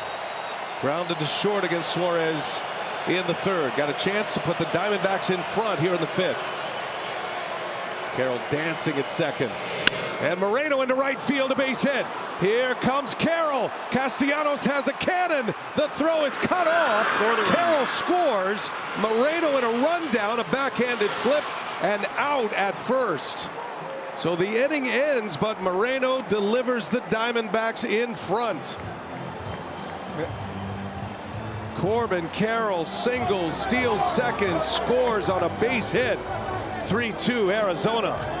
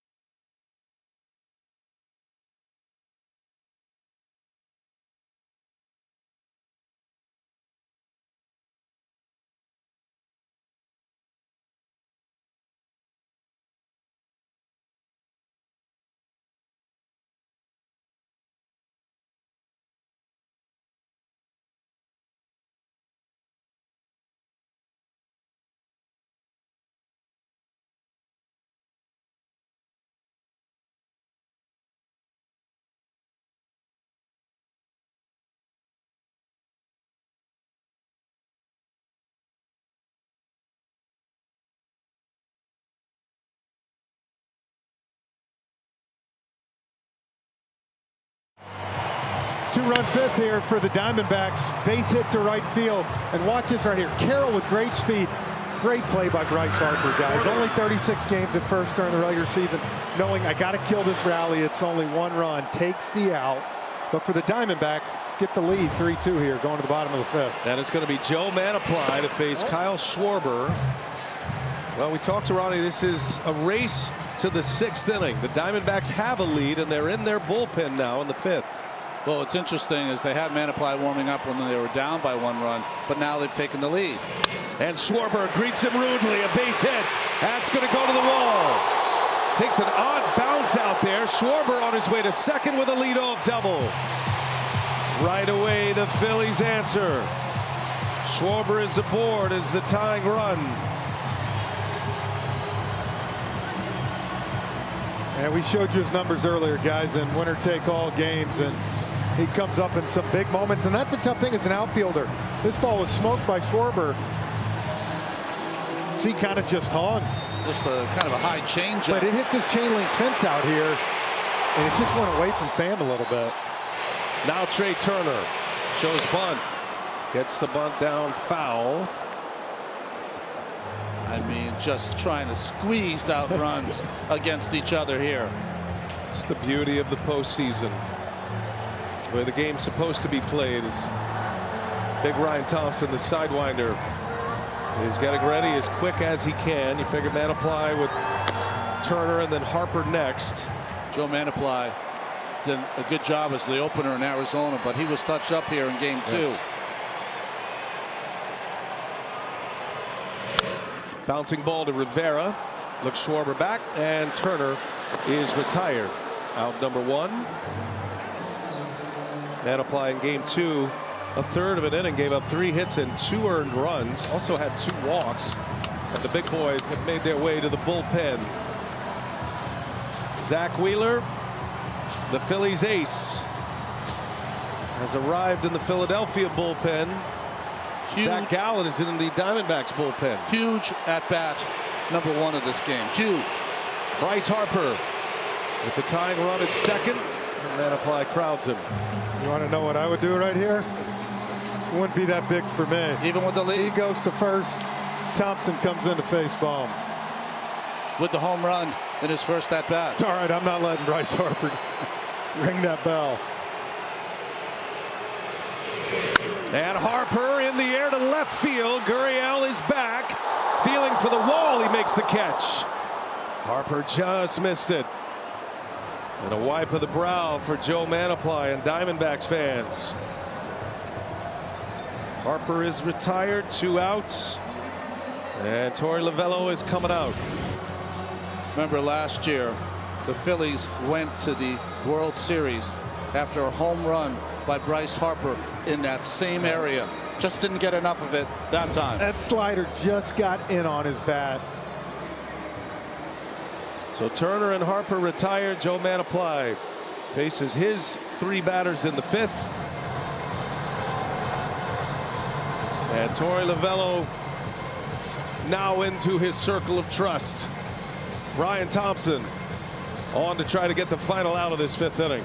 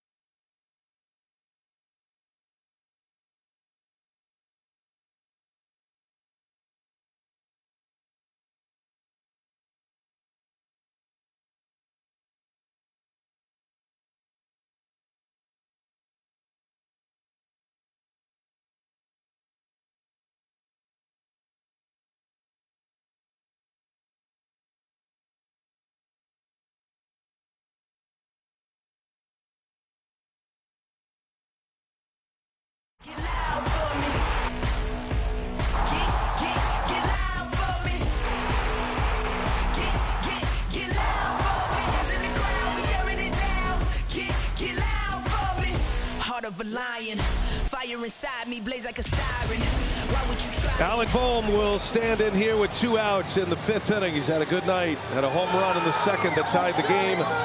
Walked and scored from first on a Stott double in the 4th inning. Back and forth this game goes. Diamondbacks lead it 3-2. 2 outs.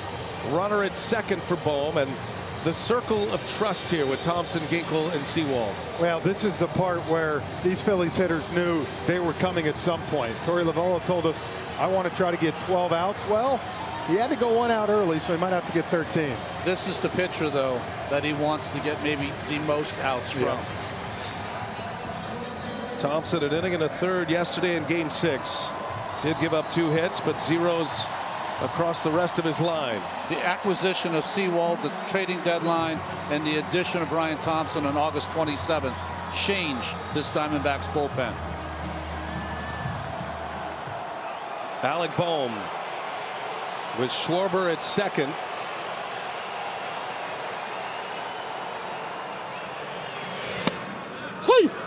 Perfect pitch on the outside corner. If you go back to Game 4, after Saalfrank walked the bases loaded, Thompson came in to face Bohm right here, and Bohm got that infield single, if you remember, right down the line that Rivera tried to throw the runner out at home.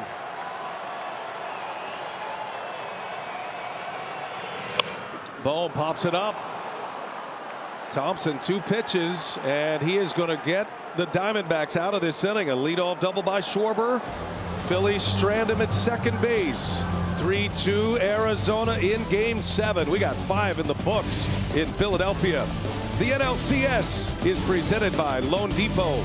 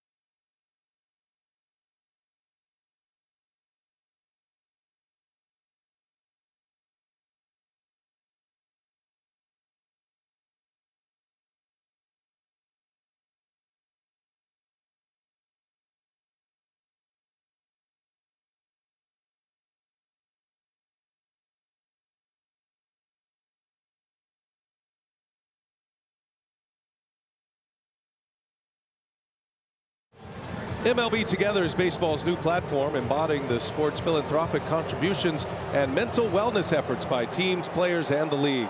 To learn more, visit MLBtogether.com. Game 7, National League Championship Series, 3-2 Arizona.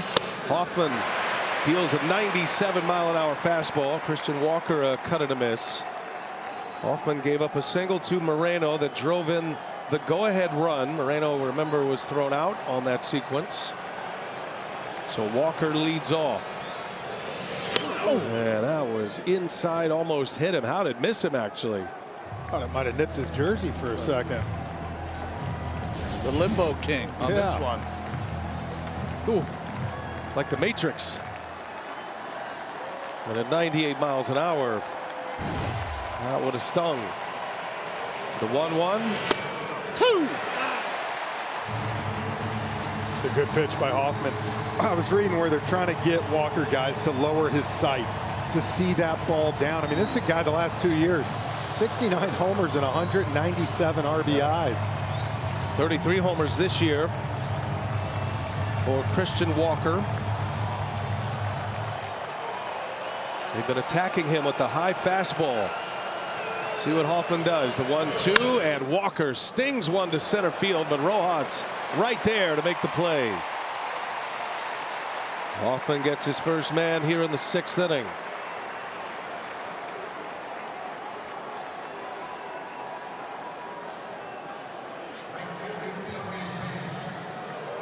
Game 7 of this NLCS. The winner will take on the Texas Rangers in the World Series.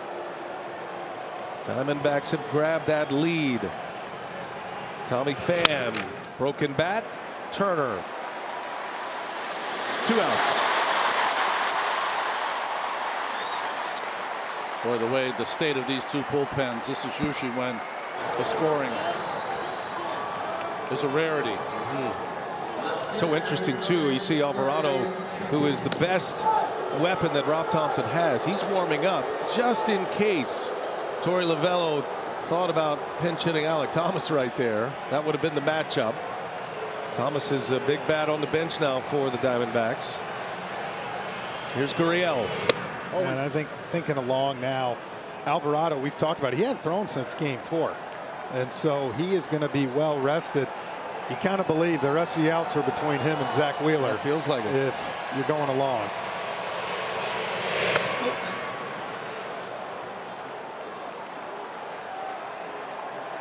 Lourdes Gurriel, 1 out of 2. He had a single in the 2nd inning, stole second base, was left stranded there. Diamondbacks have had pressure in just about every inning. Only 3 up, 3 down inning was the 4th. That was Ranger Suarez, who finished this game off with 4 2/3 innings, giving up 6 hits and 3 earned runs. That last run that scored was his responsibility. Hoffman allowing an inherited runner to score in that 5th. 2 outs and a 2-1 count on Gurriel.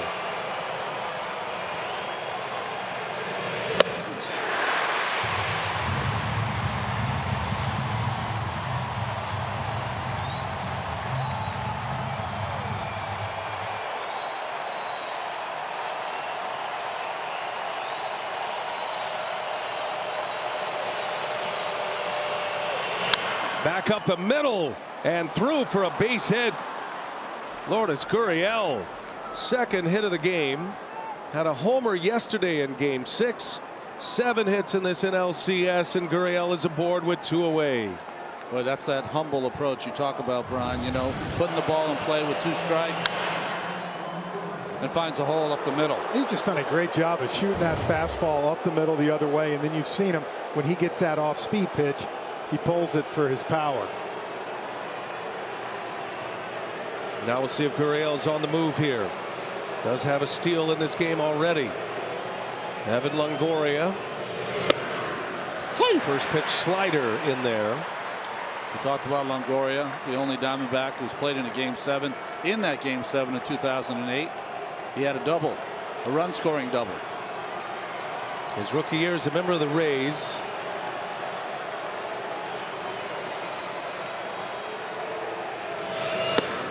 That 08 season, of course, the Rays, Longoria's Rays, matching up against the Phillies in the World Series. One of the 2 World Series titles for Philadelphia. And Longoria, this is his first LCS, League Championship Series, since 15 years between. Up in a big spot. Gurriel can run, and Longoria fouls it back, and it's 1-2 now. Thought about retiring this offseason. Injury plagued couple of seasons with the San Francisco Giants. His wife talked him into returning. Smart move. He's glad he is. Such a great presence for this team. He still delivers between the lines as well, but what he brings to the mix, and we have seen him interacting with all of these young players that the Diamondbacks have built around. He's a steadying hand in that clubhouse, especially for those two guys. 1-2. Gurriel takes off, and a swing at him as he got him. Longoria strikes out. Inning is over. Hoffman puts up a 0 in the 6th. 3-2 game in Game 7. Diamondbacks lead. Phillies coming to bat.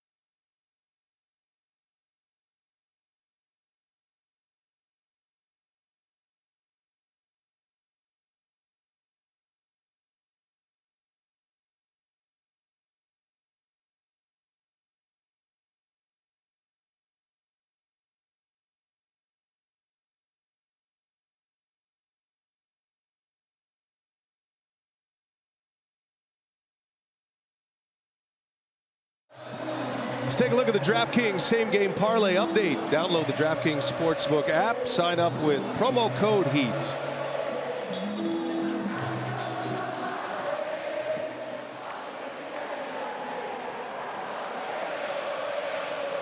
Popular walk-up song for Bryson Stott. And Thompson deals a strike as we're underway here in the bottom of the 6th inning. Diamondbacks have a 3-2 lead in this Game 7. Falling behind 2-0 in this series, needing to win 4 of the last 5 to go to the World Series. And they've grabbed the lead.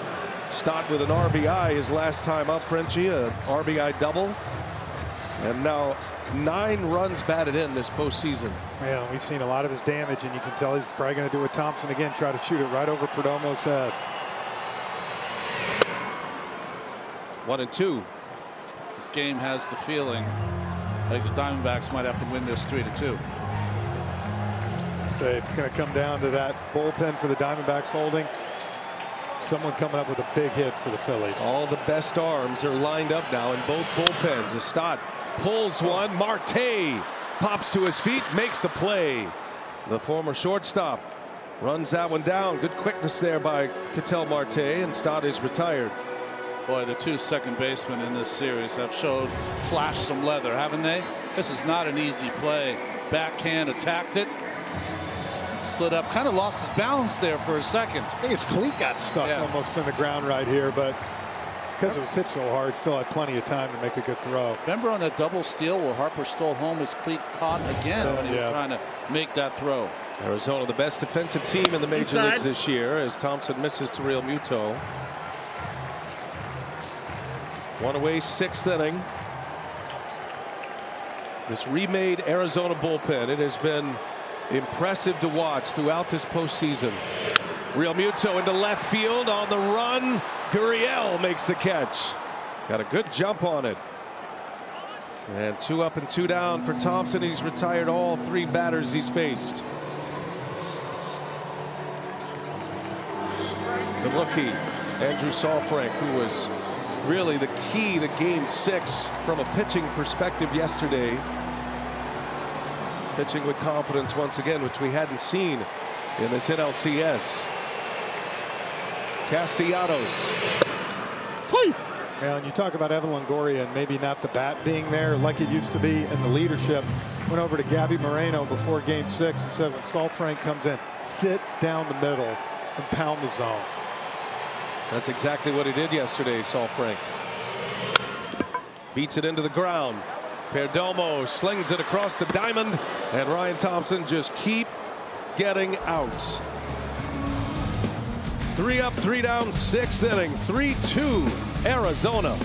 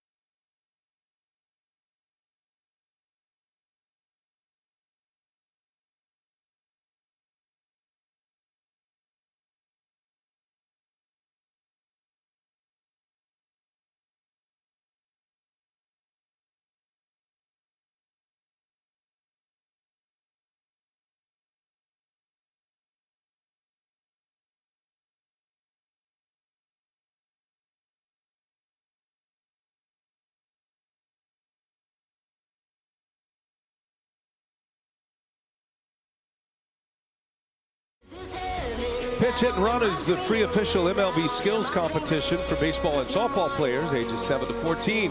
Host a local competition next year. Give the kids a chance to make it to next year's World Series. Visit pitchhitrun.com. Brian Anderson, Jeff Francoeur, Ron Darling, Matt Weiner. Here we go to the 7th, and Rivera facing Jeff Hoffman to start this 7th inning. Jose Alvarado is loosening in the Philly bullpen. Probably Hoffman's last hitter. Rivera had a single his last time up, scored a run. Inside. Diamondbacks got 2 in the 5th. Back-to-back RBI hits from Carroll and Moreno. That flipped the scoreboard. Alvarado and Wheeler. That looks like the recipe the rest of the way for Rob Thompson. I think that's exactly why, Ronnie, when we look at the game, you start to tell yourself those two, not impossible to score, I understand, but Diamondbacks need 9 more outs from that bullpen. That's right. There goes Wheeler. They'll start loosening up that powerful right arm. Bouncing ball. Bohm, nice play to his feet. Strong throw, and he's got him. Alec Bohm. He's had a number of defensive gems in this postseason. Makes a nice play there for out number 1 here in the 7th. Rivera turned on this ball pretty nice, but Bohm, good backhand. Knowing the speed, was able to set and make a good throw over to Harper. Good at bats by Rivera in this game. Better play by Bohm.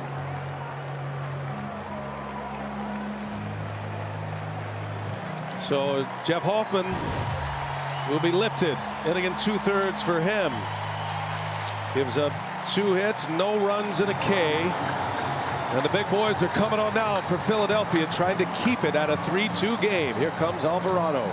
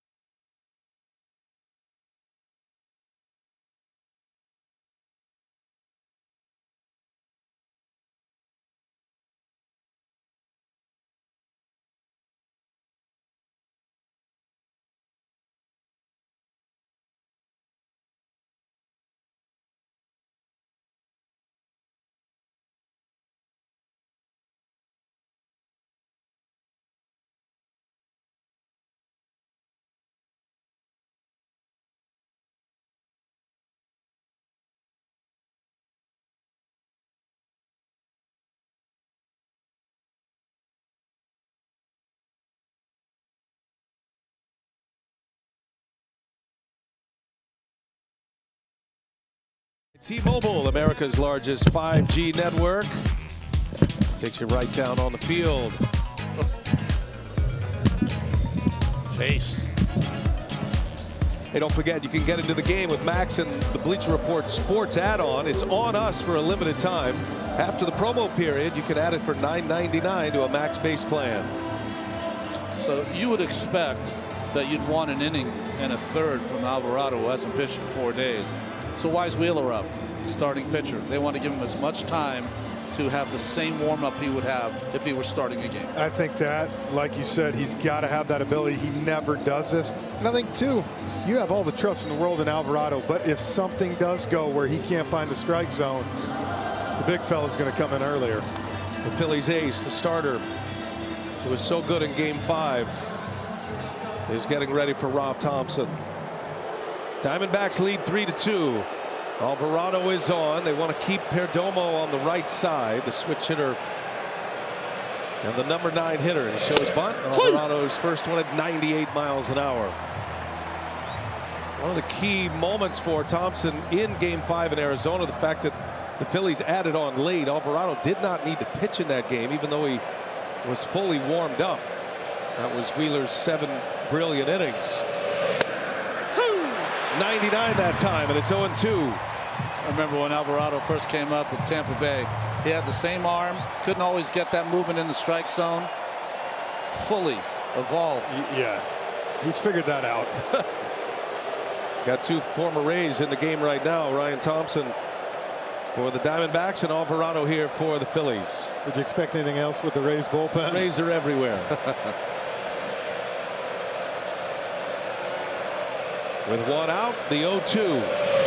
And that one is stung into left field. Perdomo just drops a head on it.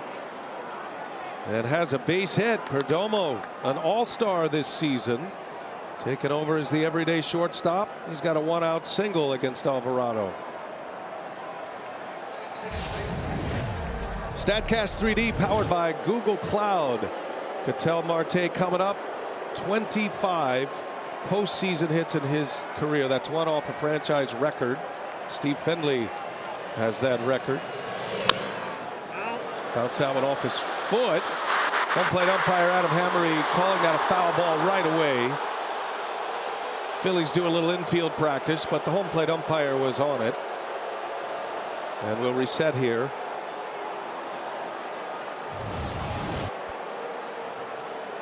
Oh, yeah. Hit right off the bottom of the shin there. Yeah. And you saw the reaction from Marte. Hitters can't fake this quick. No. Marte 0 for 3, 3 Ks. All right-handed at bats.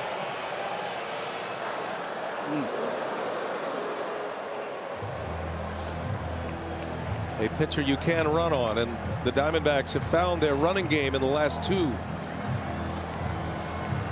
Perdomo with good speed.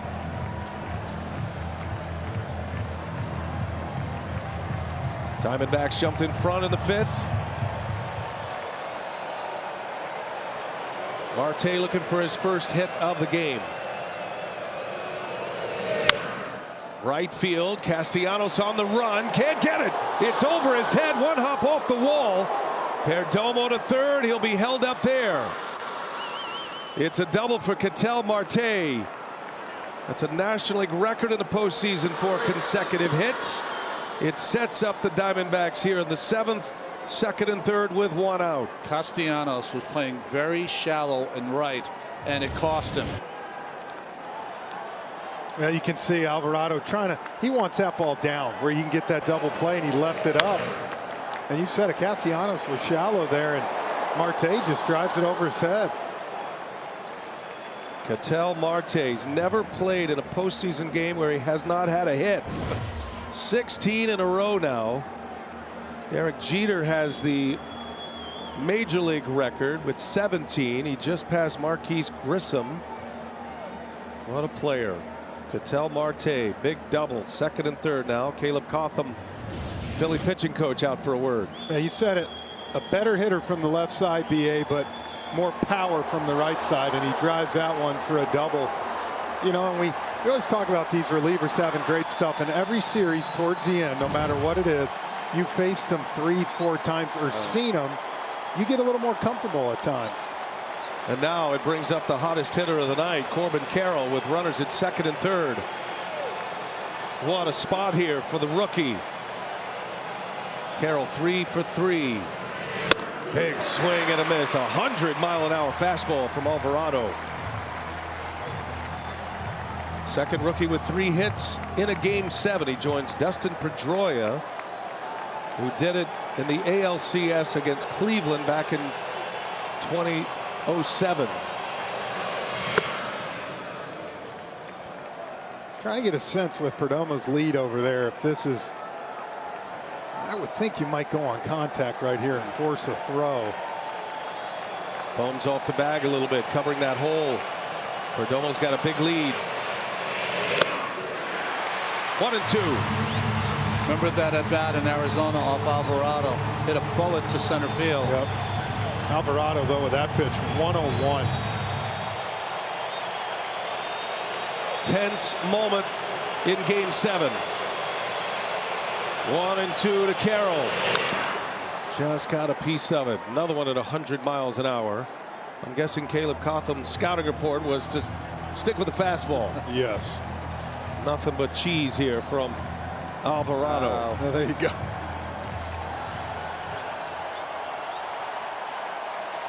Good speed on the bags. Perdomo and Marte. Here he comes. In the air to right field. Should be deep enough. Perdomo tags. Castellanos the catch. And Perdomo will score. And Corbin Carroll It's his game in Game 7, his second RBI. He makes it 4-2 Arizona. Tell you what an AB right there by Corbin Carroll. 5 pitches over 100 miles per hour, and he's able to get the bat head out. And we wondered when we would see Zach Wheeler. Well, that time has come. And how about Perdomo with the walk? First batter Alvarado faces. And Rob Thompson is going to give the ball to Zach Wheeler to take him to the finish line here, perhaps. Alvarado faces 3 hitters. Gives up 2 hits and a sac fly. Wheeler is coming on, the Phillies ace. But the Diamondbacks lead it 4-2 in the 7th inning.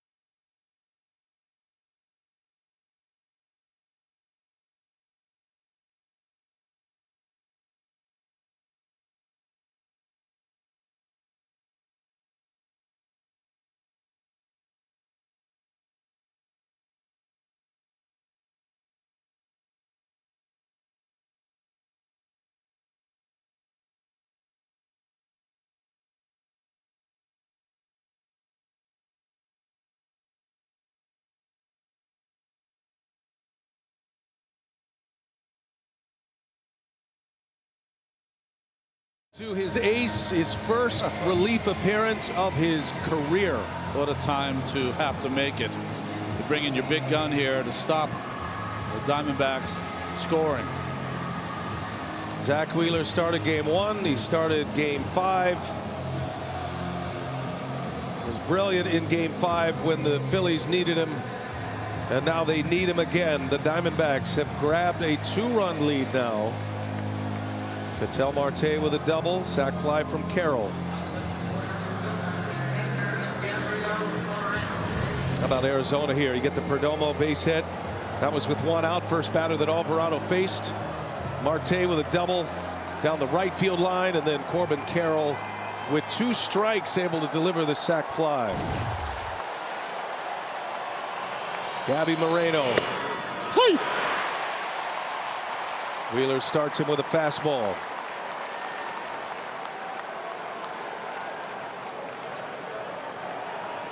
Moreno 2 hits. He drove in a run in the 5th inning, a 2-out RBI single.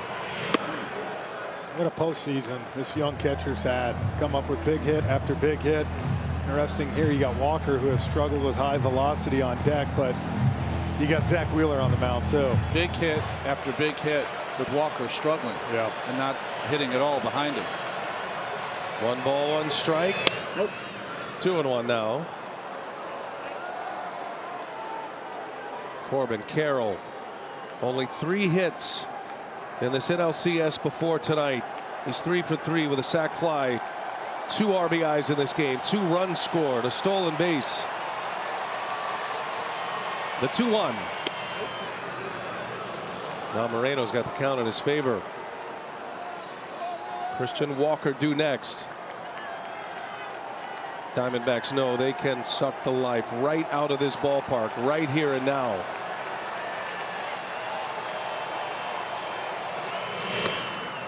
Good choice of pitches there.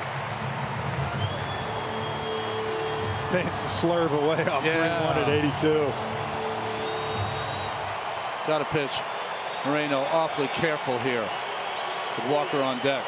Moreno showing he can go to the opposite field. Both of his hits tonight to right. And Wheeler strikes him out. Zach Wheeler delivers. He strikes out Moreno to end the inning. But the Diamondbacks add one to their lead. 4-2 Arizona. Stretch time in Game 7. Phillies coming to bat.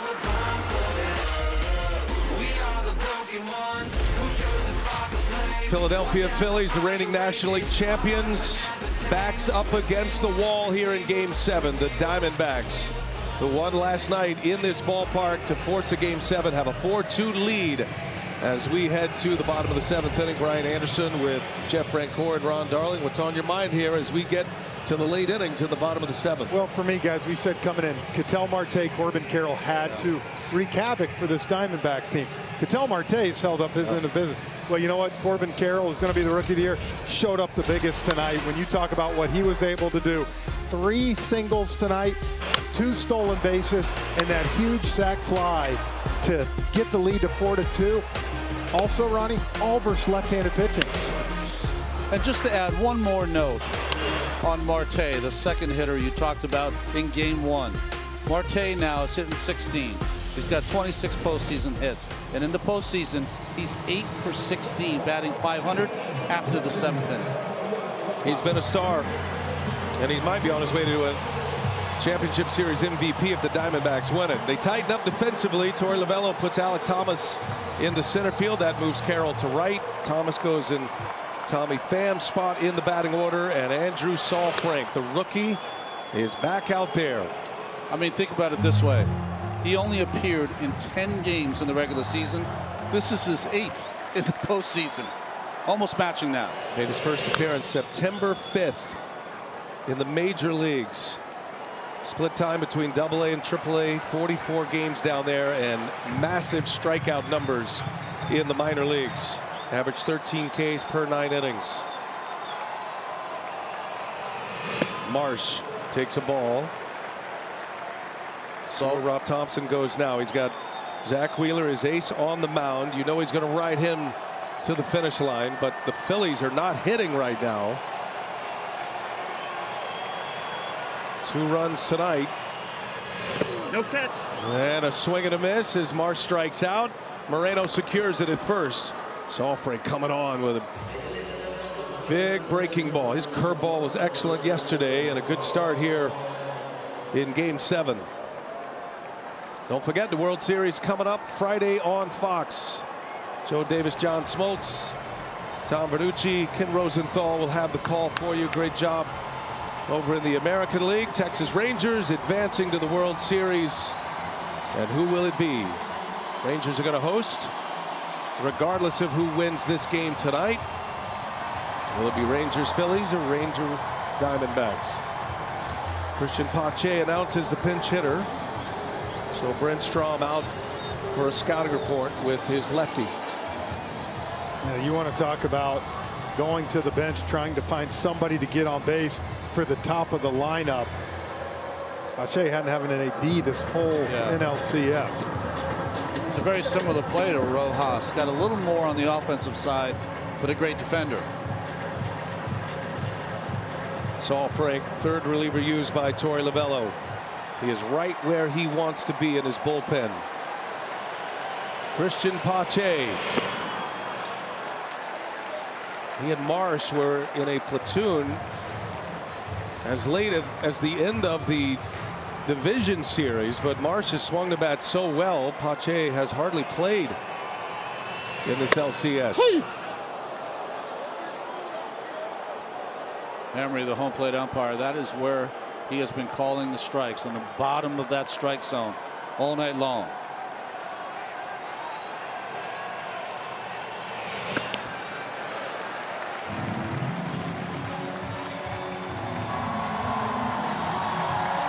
Kevin Ginkel is next, the setup man. You would think if Turner gets on or comes up this inning and somebody's on, whether it's Pache or Schwarber, that's Ginkel's role next. Turner due up third right now. He's behind Schwarber, and Pache swing and a miss. Sinker from Saalfrank, dives down in the zone. It's 2-2 now. He did him a break there, guys. Should be 3-1 right now. Yeah, you're asking a hitter to eyeball a guy when he hasn't had an at bat.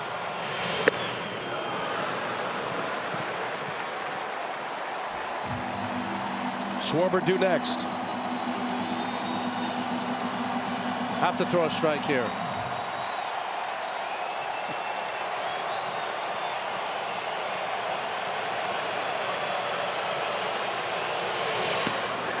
Saalfrank walks Pache.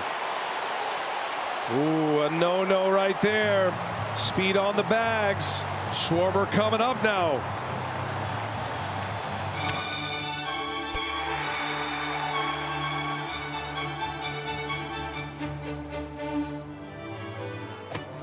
Question the pitch choice. Oh my God, I was just about to ask you that. Throw a curveball in that situation. Pache has not had an at bat. You got to challenge him at the bottom of the strike zone with a strike. I imagine that's what he's. Oh, he's hot. Strom's hot. We saw him chase a 2-1 slide or fastball way down. Tying run at the plate. Schwarber takes a breaking ball. Yesterday, Game 6, Saalfrank came on to face Schwarber. Got him on a fielder's choice. A little rollover ground ball to second base. Phillies have a moment here. Got their best hitters coming up. 2-0.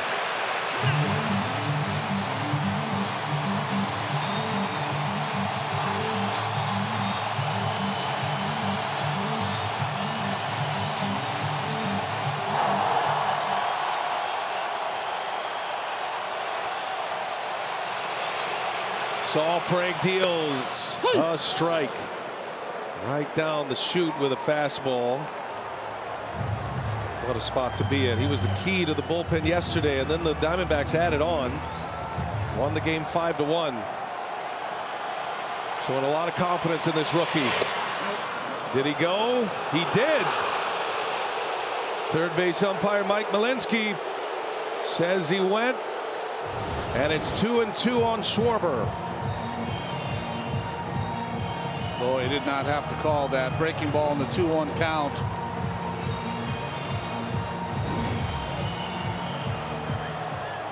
Looked more like a swing from the overhead field. Yeah, that one was a little more revealing. 2-2. Nope.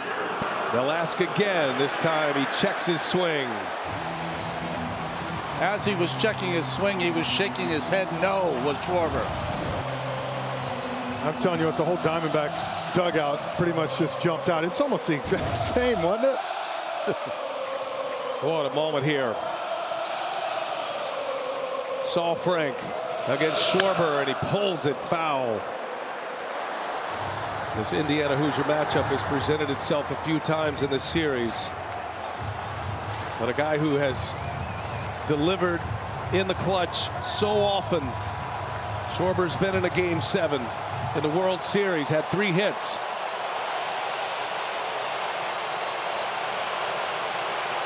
Three-two pitch, bounces it in. Schwarber draws the walk. Back-to-back walks from Saul Frank. And the fire is hot for the Phillies right now. Well, this was always in this game the window for the Phillies because of Saul Frank's 50-50.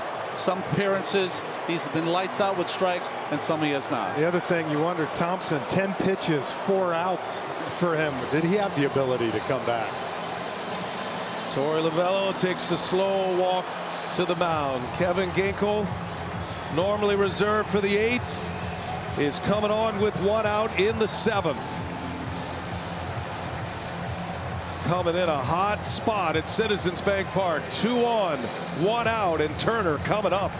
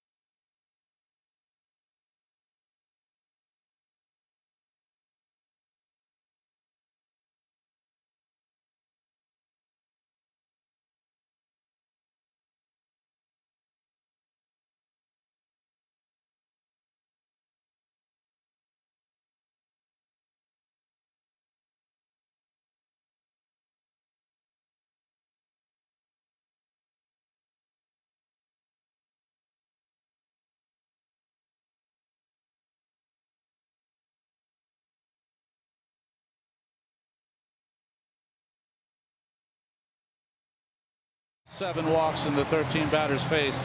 Saul Frank and the Diamondbacks now are in a heap of trouble against this Philadelphia Phillies lineup.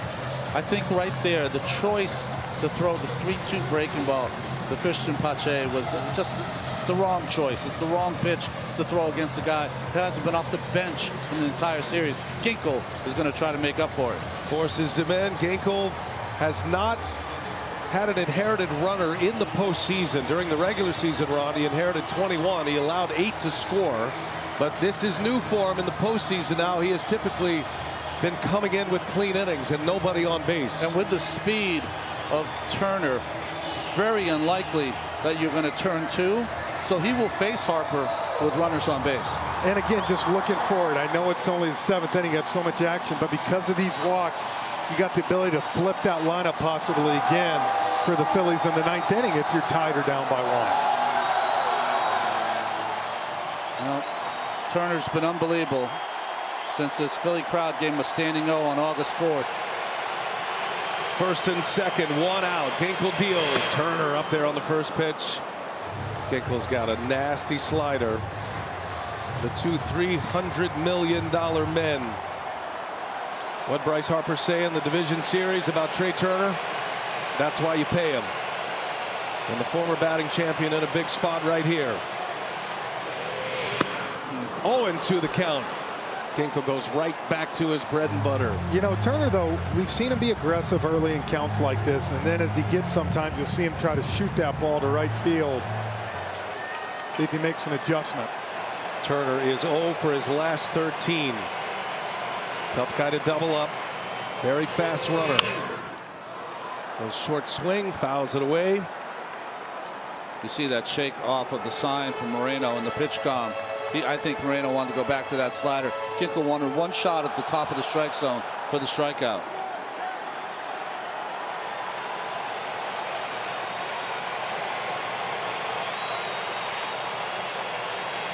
Inside move. Boy, that's close. Wobbly on that move too. Looked like he got a spike hung. He just held that foot above the ground over the mound a little too long. Got to be careful there. 0-2 the count. Pache and Schwarber on the bags. Here he comes. Turner in the air to center field.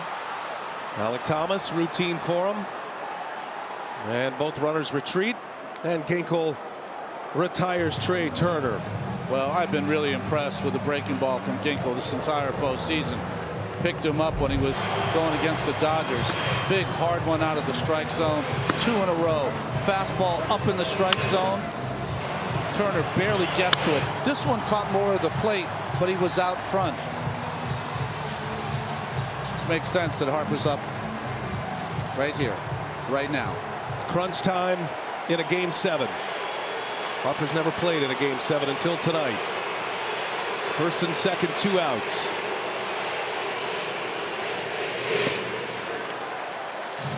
The Phillies tonight 1 for 9 guys with runners in scoring position. The one hit did not score a run. That was Real Muto's single.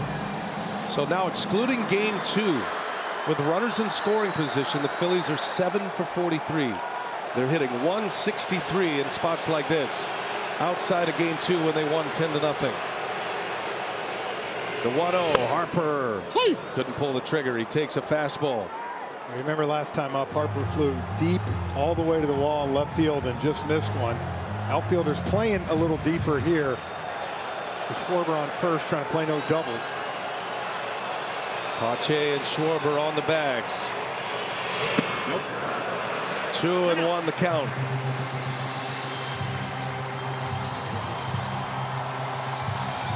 What a moment. Breaking ball out of the strike zone. Fastball for a strike. Another breaking ball out of the strike zone. Does he come back with the fastball? 2-1. See what Ginkel has in mind. Hitters count. Harper, a high fly ball to center field. Thomas settles under it. And Kevin Ginkel delivers 2 big outs for the Diamondbacks. The Phillies strand 2. Turner and Harper retired on fly ball outs. It's 4-2 Arizona. We go to the 8th in game 7.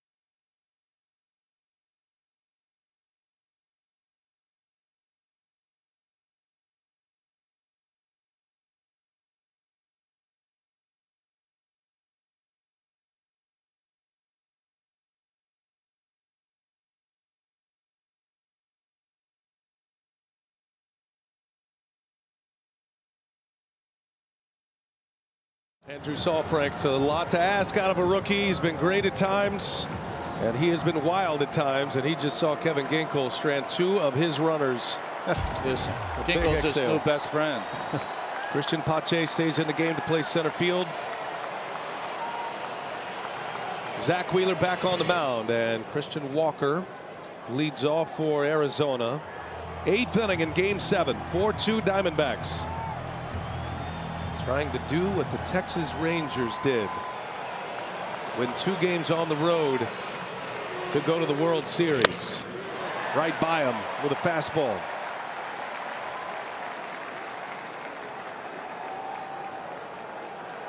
Wheeler came on, got the last out of the 7th.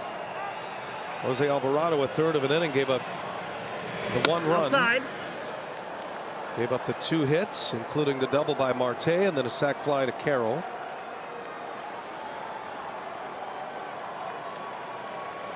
Wheeler pitched Game 5 on Saturday in Phoenix. Nope. Walker in a 3-1 count now. Ranger Suarez, the starter, 4 2/3, gave up 3 earned runs. Hoffman, Alvarado, and now Wheeler. Big pitch here. 3-1. And Walker. Yeah, that's draws the walk. I think he's the walk there. Yeah. Lost the count, but he can live up to his last name here. Walker is aboard to start the inning. Hey, you can customize your home feed with your favorite postseason team. Watch daily recaps, get personalized stats, highlights, and breaking news every day, all on the MLB app. Download it today. First at bat for Alek Thomas.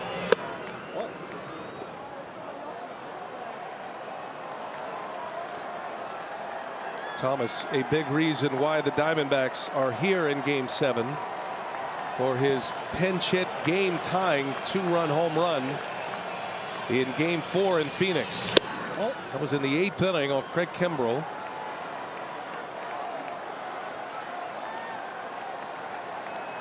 Phillies had a 3-run lead in that game with Wheeler on the mound the next day. Diamondbacks with back-to-back wins. Both of those victories in 3 and 4 were comebacks.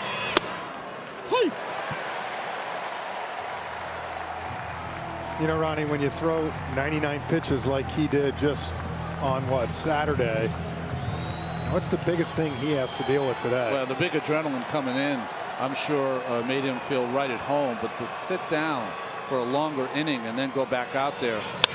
Thomas down the right field line. Castellanos got a long way to go, and he makes the catch. Nice running catch by Castellanos. Walker has to retreat. Alek Thomas gave it a ride, but it's a long, loud out, and it's out number 1 here in the 8th inning. Well, good job by Thomas pulling the hands in on this pitch, but Castellanos last time a little shallow and got burned by Marte. This time makes a nice play going back by the wall.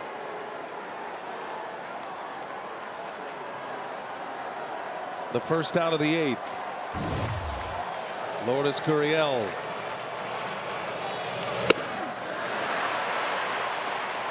Looking ahead to the Phillies' 8th inning now. Alec Bohm, Bryson Stott, JT Realmuto. That's been a good part of the batting order tonight for the Phillies. Bohm has homered, Stott with an RBI double.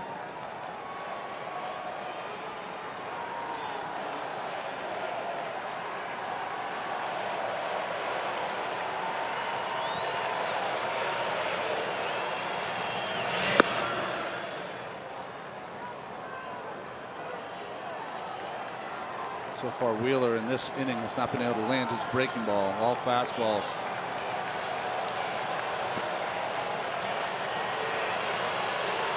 Real concern on the faces of Phillies fans here. Got a call. 1 and 2 the count. Landed it there. Those were the 2 places he put it on Moreno to end that last inning. 3-1 looking, and then got him to swing on 3-2. Phillies set up to turn a double play. Walker at first with 1 out. And Gurriel hoisted foul out of play. Count stays at 1-2. Matt Strom in the Phillies bullpen. Changes that bullpen around when you feel like you don't have an effective Kimbrel. Yeah.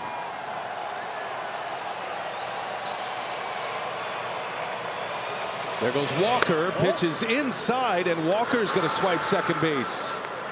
Pick the right pitch to run on. A curveball from Wheeler, and Walker steals second. He's in scoring position now with 1 out. He got that big running lead, and now 4 stolen bases again tonight by the Diamondbacks. T-Mobile base cam, America's largest 5G network. 4 steals last night, 4 tonight. Takes him out of a double play chance. And a base hit could add to the lead. Gurriel late again, pops it foul out of play. Well, guys, you can almost say that no other team benefited as much as the Diamondbacks from the new rules. You know, 166 stolen bases during the regular season. Only the Cincinnati Reds with 190 had more. Stole a lot of bases. They play great defense. Torey Lovullo talks about winning the inch. That's exactly what they have done here the last 2 days in Philadelphia. Well, that's the thing. You go back and think game 1 and 2 here. They look very timid. We talked about Corbin Carroll on first. Looked very uncomfortable just from the first time he was on. And they've come back these 2 games now and playing with a lot more confidence. They don't look as timid. They're playing a little bit looser. They've got the Phillies on the ropes right now. 8th pitch of the at-bat. Gurriel. Shallow left center. Long run. That is going to be caught by Turner. Snap throw to second. Walker is back. What a catch. Trey Turner. Like a wide receiver going into the end zone. Yeah, what a catch, because Marsh had no chance at this ball. Oh, my. And Christian Walker had got way off the base. If Turner actually could have recognized it quick, and I know it's tough, your back's to the field. Well, I think Walker read it right. He figured that was going to have to be a great play, and it was by Turner. So Turner will join Caleb Cotham at the mound. A scouting report is coming as the Diamondbacks have announced the pinch hitter, Pavin Smith. He'll hit for Longoria.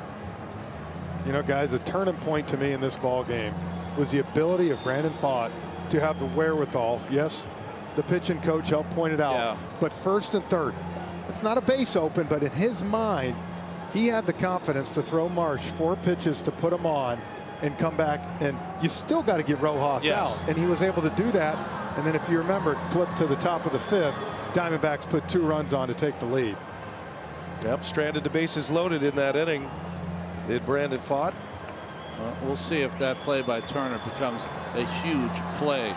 You know, he's got such great speed, better speed than most shortstops in the game, and it showed itself there in that great play. He might not get a chance at the plate. If you look at it, the Diamondbacks, after just retiring Turner and Harper, have a chance to get to the finish line without seeing those 2. David Smith, first pitch outside for ball 1. Smith had 3 hits in the Phoenix portion of this series. 2 of those were pinch hit base hits.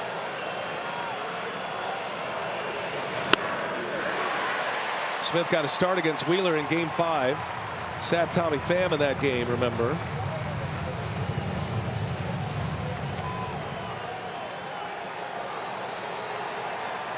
One ball, 1 strike.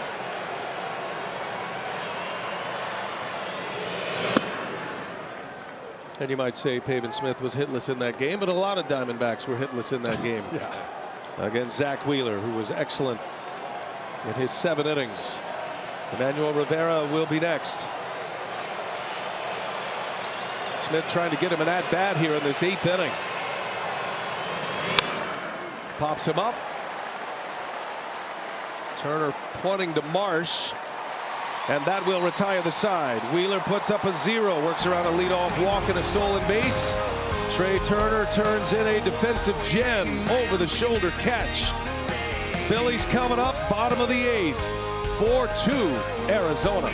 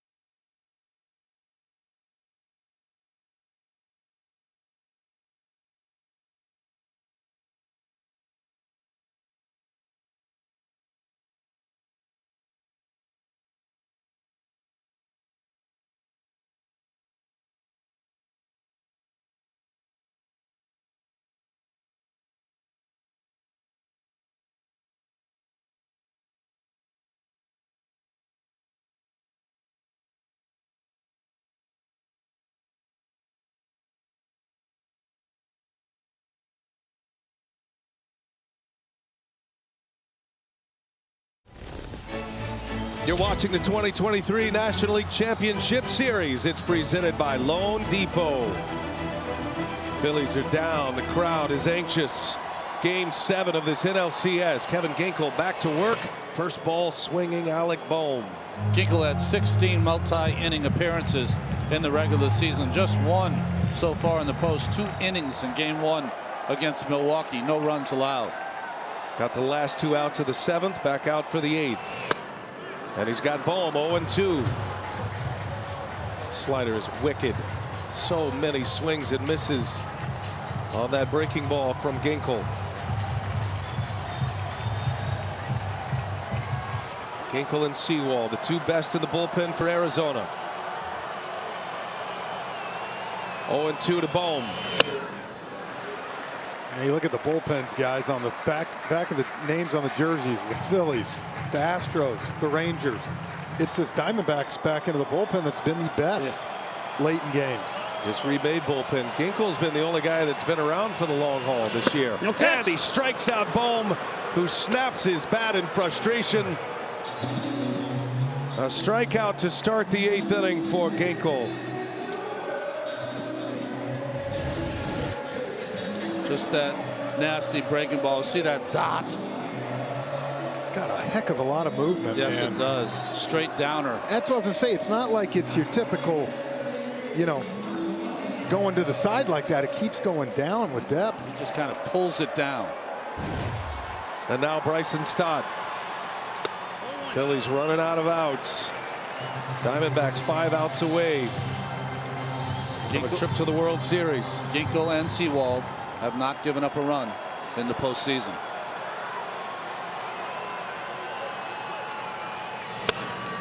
Hey. 1-1.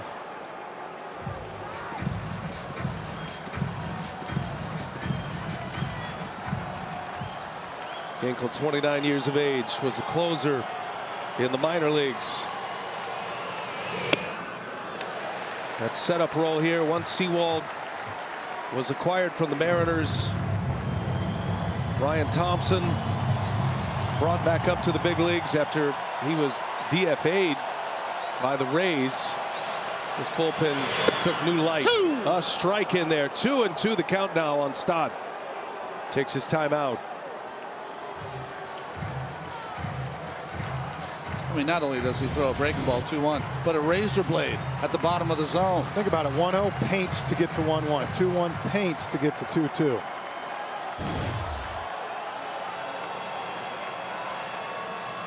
Two to Bryson Stott. Yes! And he goes. A strikeout for Ginkel. Back-to-back Ks. 4 outs recorded for the setup man. 2 outs in the 8th. I mean, just has the ability to throw it for a strike when he has to, and then the nastier one in the dirt to get the strikeout. Coming off a career year. Facing JT Realmuto.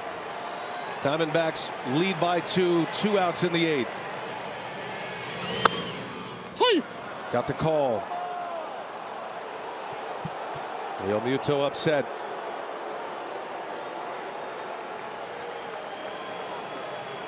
Realmuto with a single in the 4th inning. He's been vulnerable on that high fastball at times in this series. Well, he has been a run-producing machine for the Phillies. He got 12 RBIs. Leads the Phillies this postseason in ribbies. 2-1.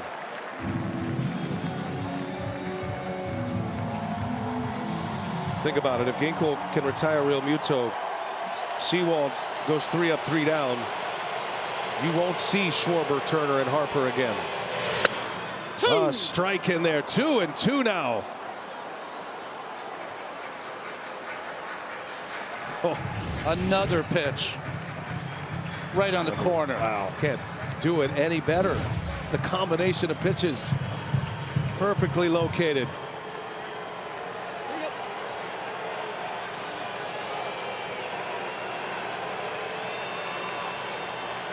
Two and two. Ginkel against Realmuto. 2 outs in this 8th inning. And did he go? He did. It is a strikeout. Ginkel strikes out the side in the 8th. Wow. Let it out, big fella. Kevin Ginkel, 5 outs. The last 3 strikeouts. Yes. We go to the 9th in Game 7, and the Diamondbacks have their thumb on the Phillies. 4-2 Arizona.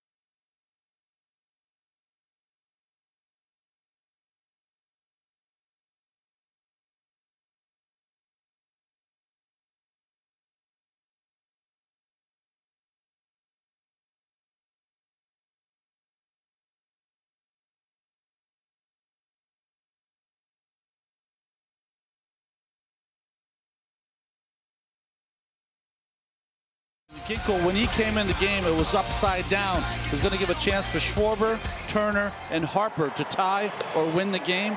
He turned that game right. 22 pitches, 10 swings, 7 whiffs for Ginkel. As dominant as you could possibly be. Emmanuel Rivera, big swing on the first pitch, matching up against Zach Wheeler. We're in the 9th inning here in Game 7. And the Arizona Diamondbacks are going to take a lead to the bottom of the 9th with their closer ready to enter, Paul Sewald. Wheeler trying to keep Arizona right where they are as Rivera skies one, shallow left. Marsh had a bit of a late break. He runs it down for out number 1.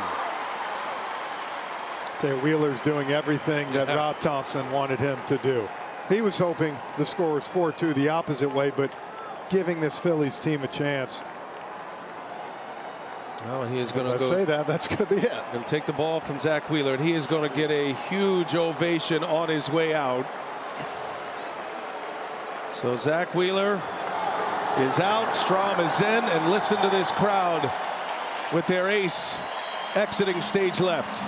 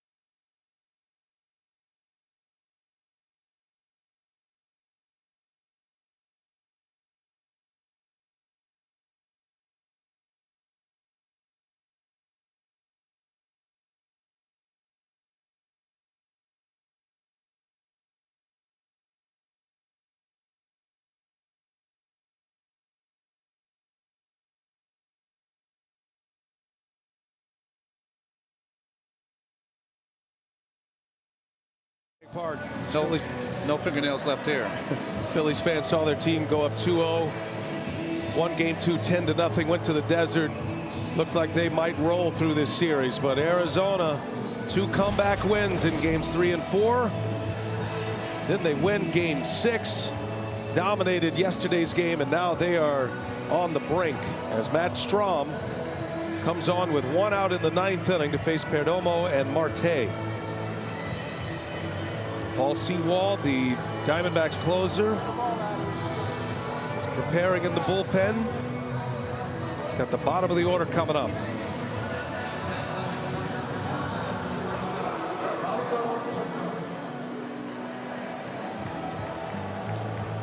Geraldo Perdomo, who homered off Zach Wheeler in game 1, might have gone into the line of thinking for Rob Thompson.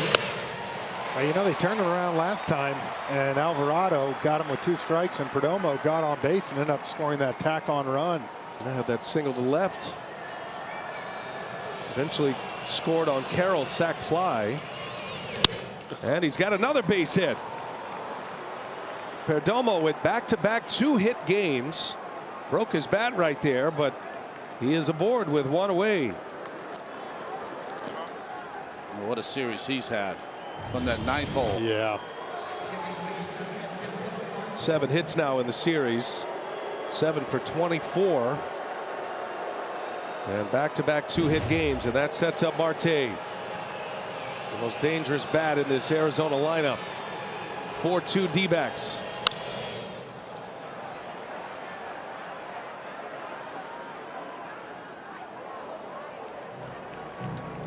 Well, the D-backs are trying to do something here that is almost impossible to comprehend.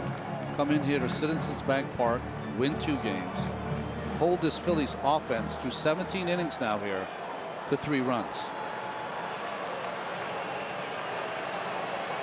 Trying to do something that has never happened in the history of the game. In an LCS, 2 road teams win the road games in game 6 and 7 in the LCS, like the Rangers did in Houston. Diamondbacks have a chance to do that. That has never happened with 2 teams to do it. Sir Anthony Dominguez in the bullpen. Strom will have one more batter after this to face.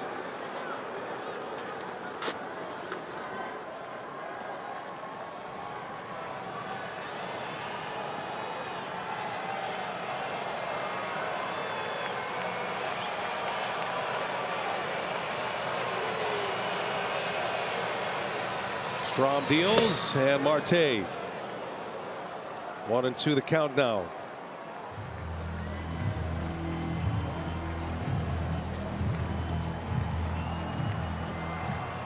Diamondbacks with 4 stolen bases in this game.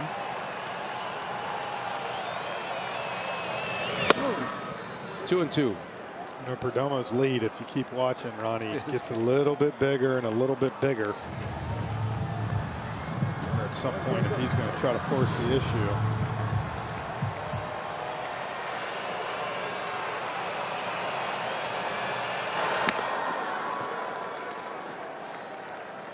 Second disengagement. You do get one more, but you have to record it out if he throws over again. 2 balls, 2 strikes on Ketel Marte. And there goes Perdomo. Marte pulls it foul. Oh, look out. Oh my gosh. That almost got the bat boy. Oh.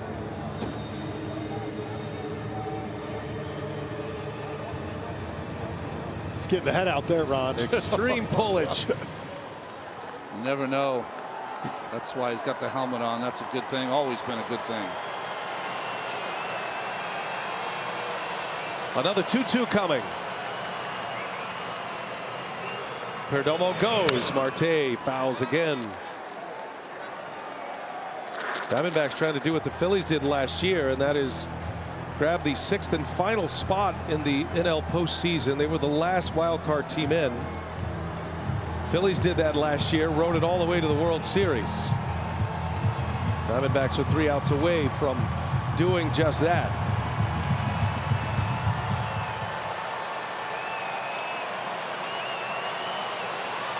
Marte with a double in the 7th.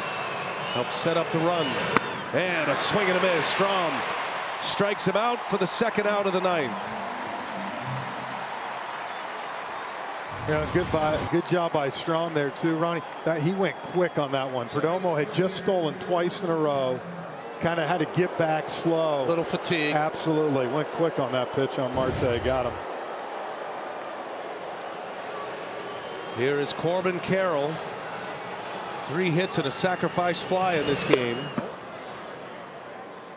He's had all these great at-bats against left-handed pitching today. First Suarez, where he was 3 for 3. And then with 2 strikes, had a sac fly off Jose Alvarado in the 7th inning. It stretched the lead to 4-2.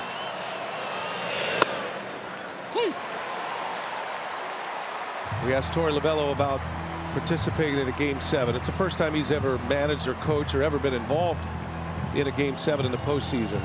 First thing out of his mouth was, I'm just glad the country gets to see our players now, gets to know who they are, and see them play in an environment like this. We've been watching them all year.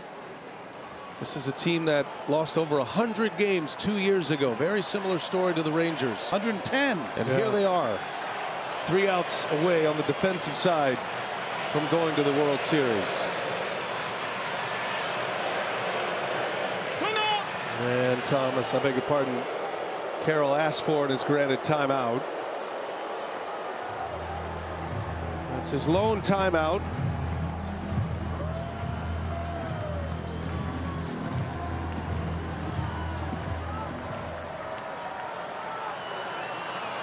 One ball, 1 strike.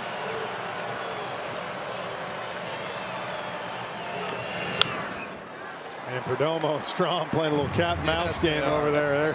They're eyeing each other up. And look, if you're Perdomo right here, I totally get it. You're trying to get in scoring position to give Carroll a chance with one hit to give you a 3-run lead. Still, all your concentration of Strom's against Carroll is red hot in this game. 1-2 the count. Perdomo takes off and a swing and a miss. A strikeout to end the inning. So Strom gets back-to-back Ks. Here we go. Bottom of the 9th. Castellanos, Marsh, possibly a pinch hitter. Paul Sewald coming on to close it.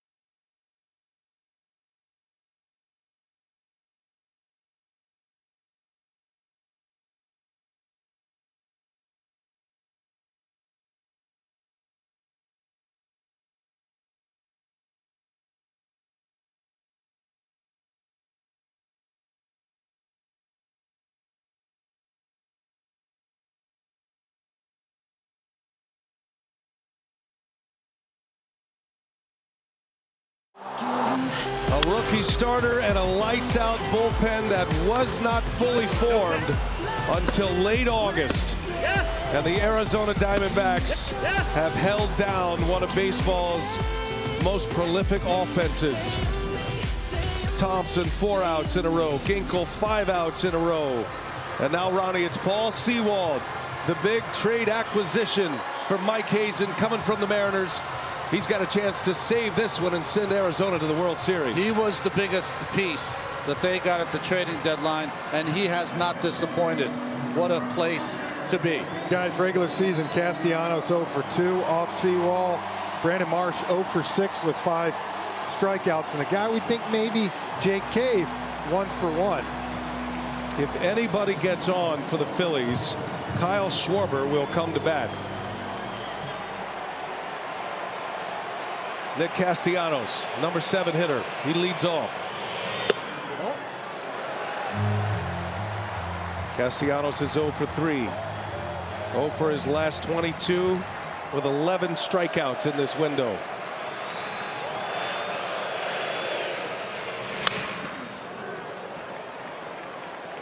One-handed follow-through there by Castellanos.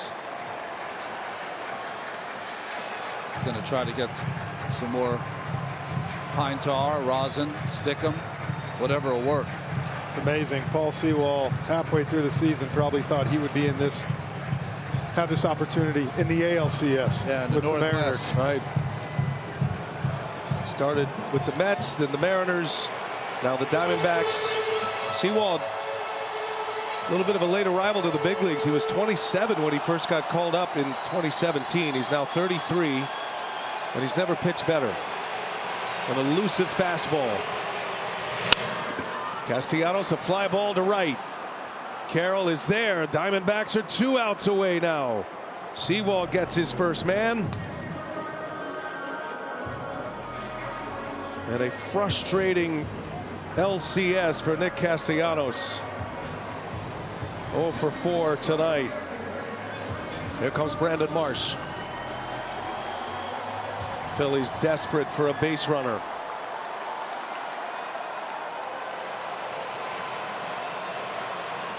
Marsh has been a hot hitter. Has a hit and a walk here tonight. Tucked his ability, Ronnie, on that first pitch, and could see him go after it. We documented that he's 5 for 5 on first pitches when he puts it in play. And Sewald jammed him. Sewald got his first save for the Diamondbacks on August 12th. Put their bullpen in order. They went on a run then. They won 11 of 13. But they limped to the finish line, Arizona. Lost 4 in a row at the end of the regular season. Had a wild travel scenario where they got caught in a bunch of rainouts and postponements. Just snuck into that 6th spot, the last spot in the National League postseason. Swept Milwaukee, a division winner in the National League Central. Swept one of their rivals in the Dodgers. Took them out in 3 games. Trying to come all the way back from down 2-0 and then down 3-2 and do it on the road here.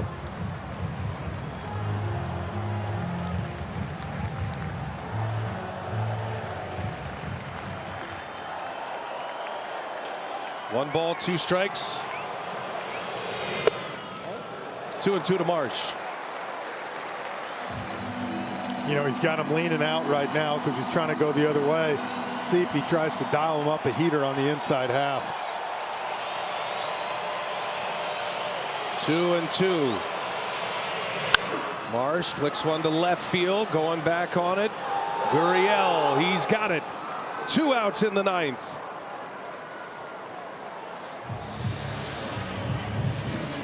Just bullpen dominance here for the Diamondbacks. And it was, remember, it was the Phillies through the wild card series, and then against the Braves that just shut down any threats by the Atlanta Braves.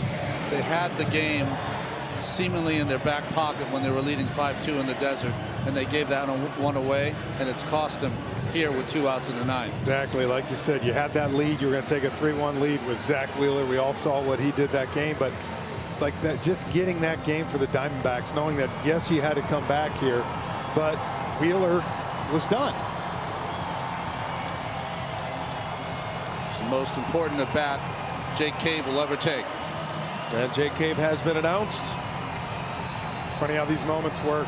The Phillies beat the Braves with Vaughn Grissom getting the last at bat of the game, and here this powerful Phillies lineup team going to Jake Cave to try to keep the season alive and bring Schwarber up. Yep. And if he can reach, suddenly the narrative turns just a little. Sewald fires. Cave takes a strike.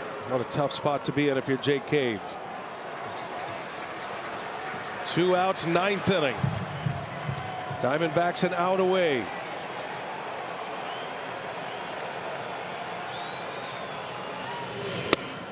One and one. This place will erupt if he can get on base.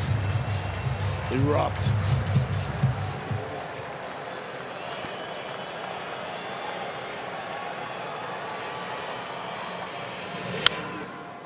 One and two the count now. As quiet as it is here, imagine in Phoenix, and Diamondbacks fans everywhere. They were the fastest expansion team to win a World Series in 2001. Trying to go back for the first time since. Sewald deals. Cave fouls it away in the seats. So funny because I know you sit at home and you see it 92, 93, and guys just late getting beat. It's the way that ball comes out of his. Man, it's tough to get on top. Down to their last strike. Sewald, and Cave fights it off. I don't think any breaking balls yet from Sewald here in the 9th.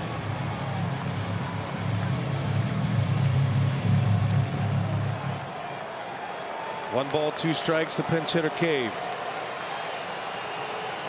Seawald to strike away. Here he comes. Cave, a fly ball to right field. Over is Carroll. He's got it. And the Arizona Diamondbacks are headed to the World Series. The Diamondbacks have won the National League pennant. And the Fall Classic will return to the desert for the first time in 22 years.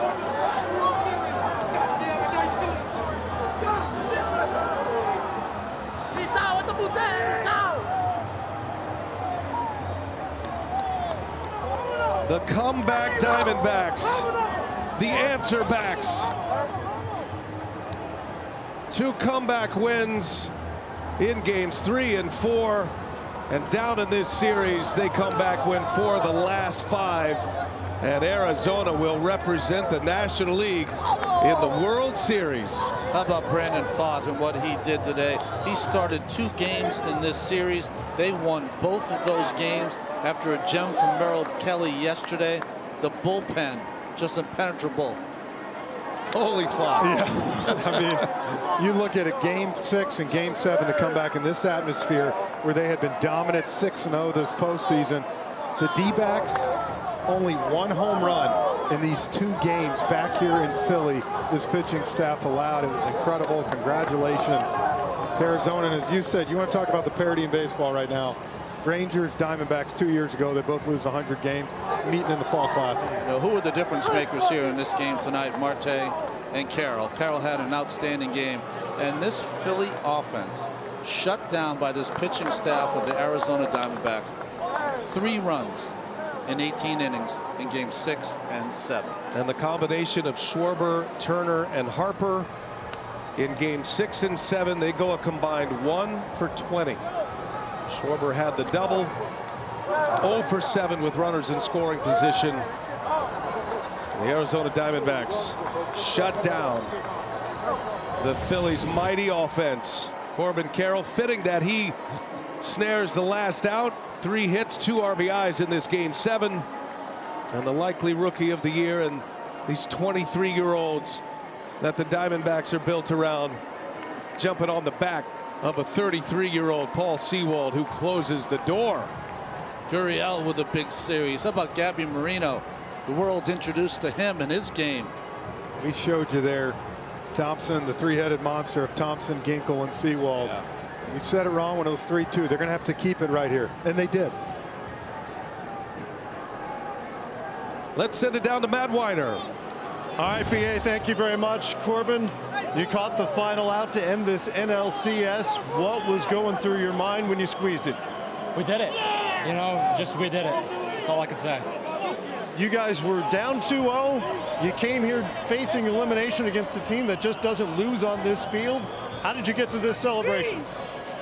Just believing in each other, you know, believing in our guys. We have, you know, we know what we have in that clubhouse, and it's special. So, you know, we've known it all year, and man, just to be at this point, like, it's unbelievable.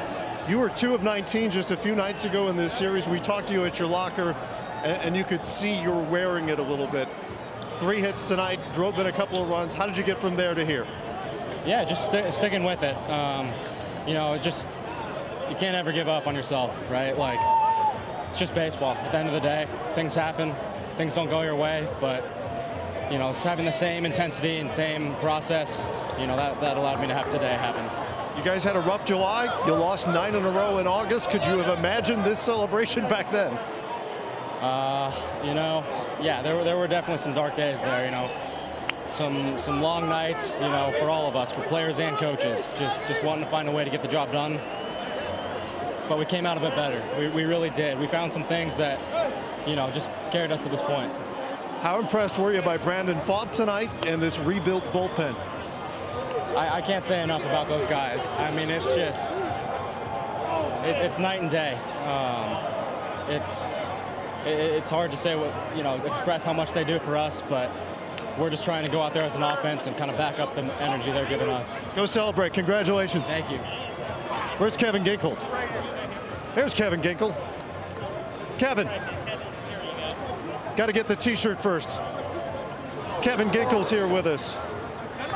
Kevin, this bullpen for all practical matters, didn't exist a few months ago. Sure. How did it come together over the last few weeks?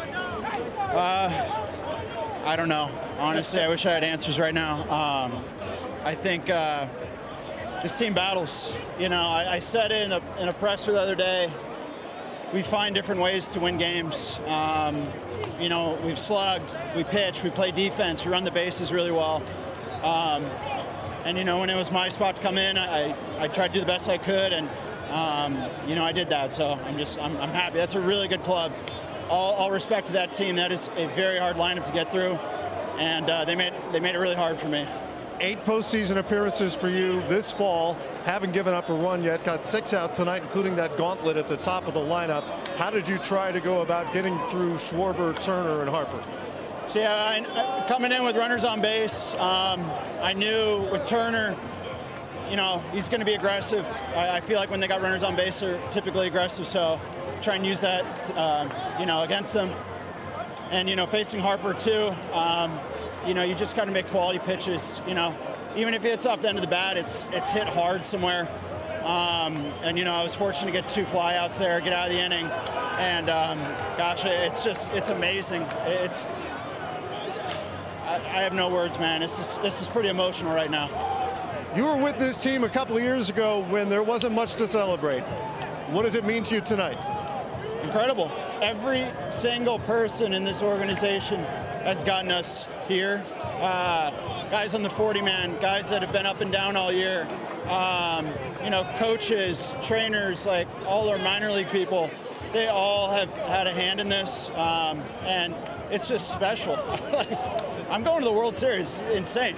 It's insane. Congratulations. Good luck in the World Series. Appreciate it. Thank you. BA, back up to you for now. And that's what they're saying all over Phoenix right now, and Diamondbacks fans everywhere. You're going to the World Series. Man, I'll tell you what, they came back here. They played what they call Diamondbacks baseball, the chaos. 8 stolen bases. And again, to me, Ginkel, Seawald, 8 2/3 this NLCS. Guys, 3 hits, 11 Ks, no runs. That was the story. Maybe representative of this team is Brandon Pfaadt, a guy who had an ERA when he was first sent down to AAA of close to 10. He went down 3 different times, reformed his game, got it right for this postseason, and boy, they wouldn't have done it without him. No truer words than snakes alive. They certainly are. The Diamondbacks are headed to the World Series. They'll match up with the Rangers on Friday night. Our friends at Fox will take you the rest of the way. D-backs stun the Phillies. 2 straight on the road to clinch their first NL pennant since 2001. Our producer Jeff Randolph, director Matt Lip, a great crew here at TBS. Our associate producers Gretchen Caney, DT Sloffman, associate director Chris Nelson, production assistants Chris Turner, DeMondo, and Keon Grissom, and our terrific stats man Dominic Catronio. For Ron Darling, Jeff Francoeur, Matt Weiner, and the rest of our crew, Brian Anderson saying so long from Philadelphia. You've been watching the MLB postseason on TBS. Now we send it to Lauren Shahadi in our Atlanta studios. Post-game ceremony and trophy presentation coming up. The Diamondbacks are going to the World Series.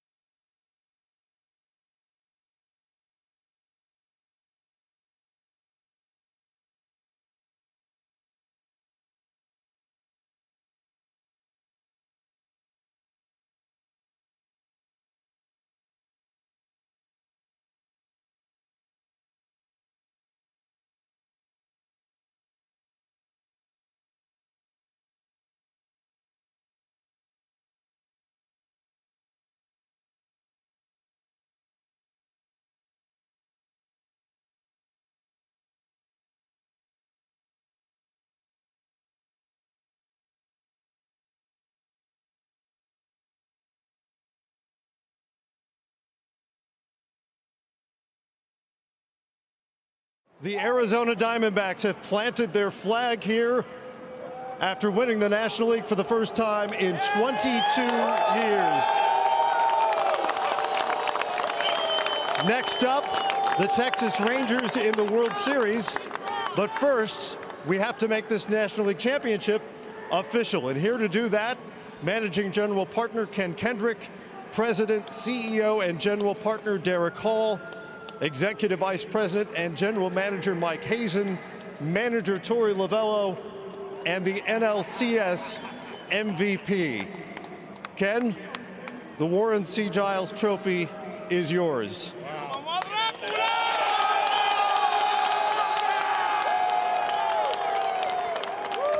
Ken, I know you were part of this team 22 years ago with the championship, a one squad.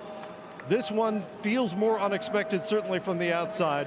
How about from your perspective? Well, most people didn't think we would be here, but every one of these young men standing around us, they believed, and here we are, and we're bringing the championship back to Arizona, and we have more work to do, but we're very proud tonight. It's a great night to be a D-back. What would you like to say to the folks back in Phoenix? Well, I'm glad they've hung in there with us. We're coming home. We're going to be playing more baseball, and we're very, very, very excited for the accomplishments of these young men. Congratulations. Thank you. Derek, how's that feel? Feels really good. You know, I'm so happy for our players, for our coaches, our manager, our general manager. I'm so happy for our employees who are the best in the industry, but really for our fans. They stuck with us. They were patient. They were supportive. They were trustworthy when we said we're building something. And now we're back. Snakes alive. Go D-backs. Way to go. Mike Hazen. Where'd Mike Hazen go? Here's Mike Hazen. Hey, Mike, congratulations. You guys lost 110 games just 2 years ago. You could have made some rash decisions. You could have blown things up. How did you get from there to here? We just have a tremendous group of players that work really hard, coaches and a great manager, and they've played phenomenal so far in the playoffs, and we got some more work left to do. We're going to go down to Texas and see what we can do down there too. The bullpen in this series, in the postseason, I don't want to name everybody because I may leave somebody off. Saul Frank, Ginkel, Sewald, Thompson. Some of those guys, a lot of those guys weren't around at the beginning of the year. How did it all come together? Yeah, those guys have played as a group and have carried us to where we are today. The last 4 or 5 innings of every game, we're shutting them down and giving the offense a chance to score runs, and that's why we're here. Good luck against Texas. Thank you. Torey Lovello.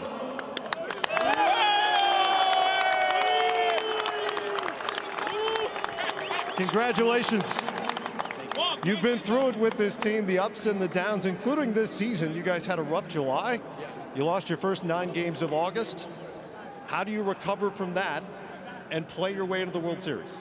I think a big part of this culture is resiliency and adaptability and understanding that you're going to have some good and bad days, and you've got to budget for those times. And, you know, I've said it many times, and I'll say it again, a connected team is a very dangerous team, and no matter what happened, no matter what happened through those times of crisis, these guys stuck together, and it was a true commitment and a true bond that I watched every single day. You're down 2-0 in this series. You're down 3-2 in this series, coming here where nobody had won. Yeah. How did you come away with this, with the trophy over there? A lot of what I just mentioned. This group totally believed and committed to one another, and they just sold out for a bigger cause. And for us to be standing on the stage is a great moment. We're going to bring home this trophy to the state of Arizona. We are so Arizona proud. I just want to say thanks to every one of those fans that came out there and supported us. There were several here today, and this is a very hostile crowd. This is a very good crowd, but our guys were very focused. They had an effort that didn't waver, and they knew what their task was every single pitch. You said before this game you were excited to show off your players to the rest of the country and what they could do on this stage. Yeah. What did they show them tonight? They were a damn good baseball team. We're ready for the next step. Congratulations. Good luck against the Rangers. Torey Lovello. Still one trophy left on this table, and that goes to the 2023 NLCS MVP, Ketel Marte.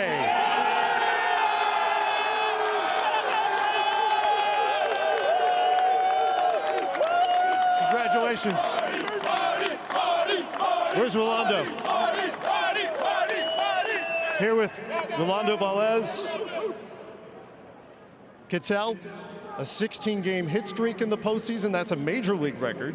You tied the franchise record with 19 hits in the postseason with a series to go. How can you describe how you've played this fall? 16 juegos consecutivos dando de hit, un récord en las grandes ligas. ¿Qué se siente? Nada, yo me siento súper bien, gracias a Dios, lo que salgo siempre a dar el 100%, ayudar al equipo a ganar. Eso gracias a Dios, las cosas me están saliendo bien. The whole idea is to give everything you get, right? Everything you got. So thankfully, things are working out. Mike had offers for you over the years. You're a good player. Everyone knew that, and it seemed like the Diamondbacks were sort of treading water. How glad are you that you're here on this stage tonight? A pesar de los años, tú has demostrado la calidad de jugador que eres, ¿verdad? ¿Qué tan contento estás tú de tener esta oportunidad de estar en esta cartelera ahora? Nada, fíjate, por alguna razón él me dio la extensión y lo que hay que seguir, tú sabes, jugando. Yo creo en mí, yo creo en mi talento, eso es lo que tú sabes. De verdad, estoy muy agradecido por cada bendición que Dios me ha dado este año. There's a reason why he got extended to stay with the D-backs, and he thanked God and for the opportunity to show what he's got. What are you looking forward to most now about playing in the World Series? ¿Qué es lo que estás buscando en cuanto a jugar en la Serie Mundial? Seguir ganando, 4 más y ya somos campeón. Keep on winning, just 4 more games. Felicidades. Gracias. The Arizona Diamondbacks, your 2023 National League champs.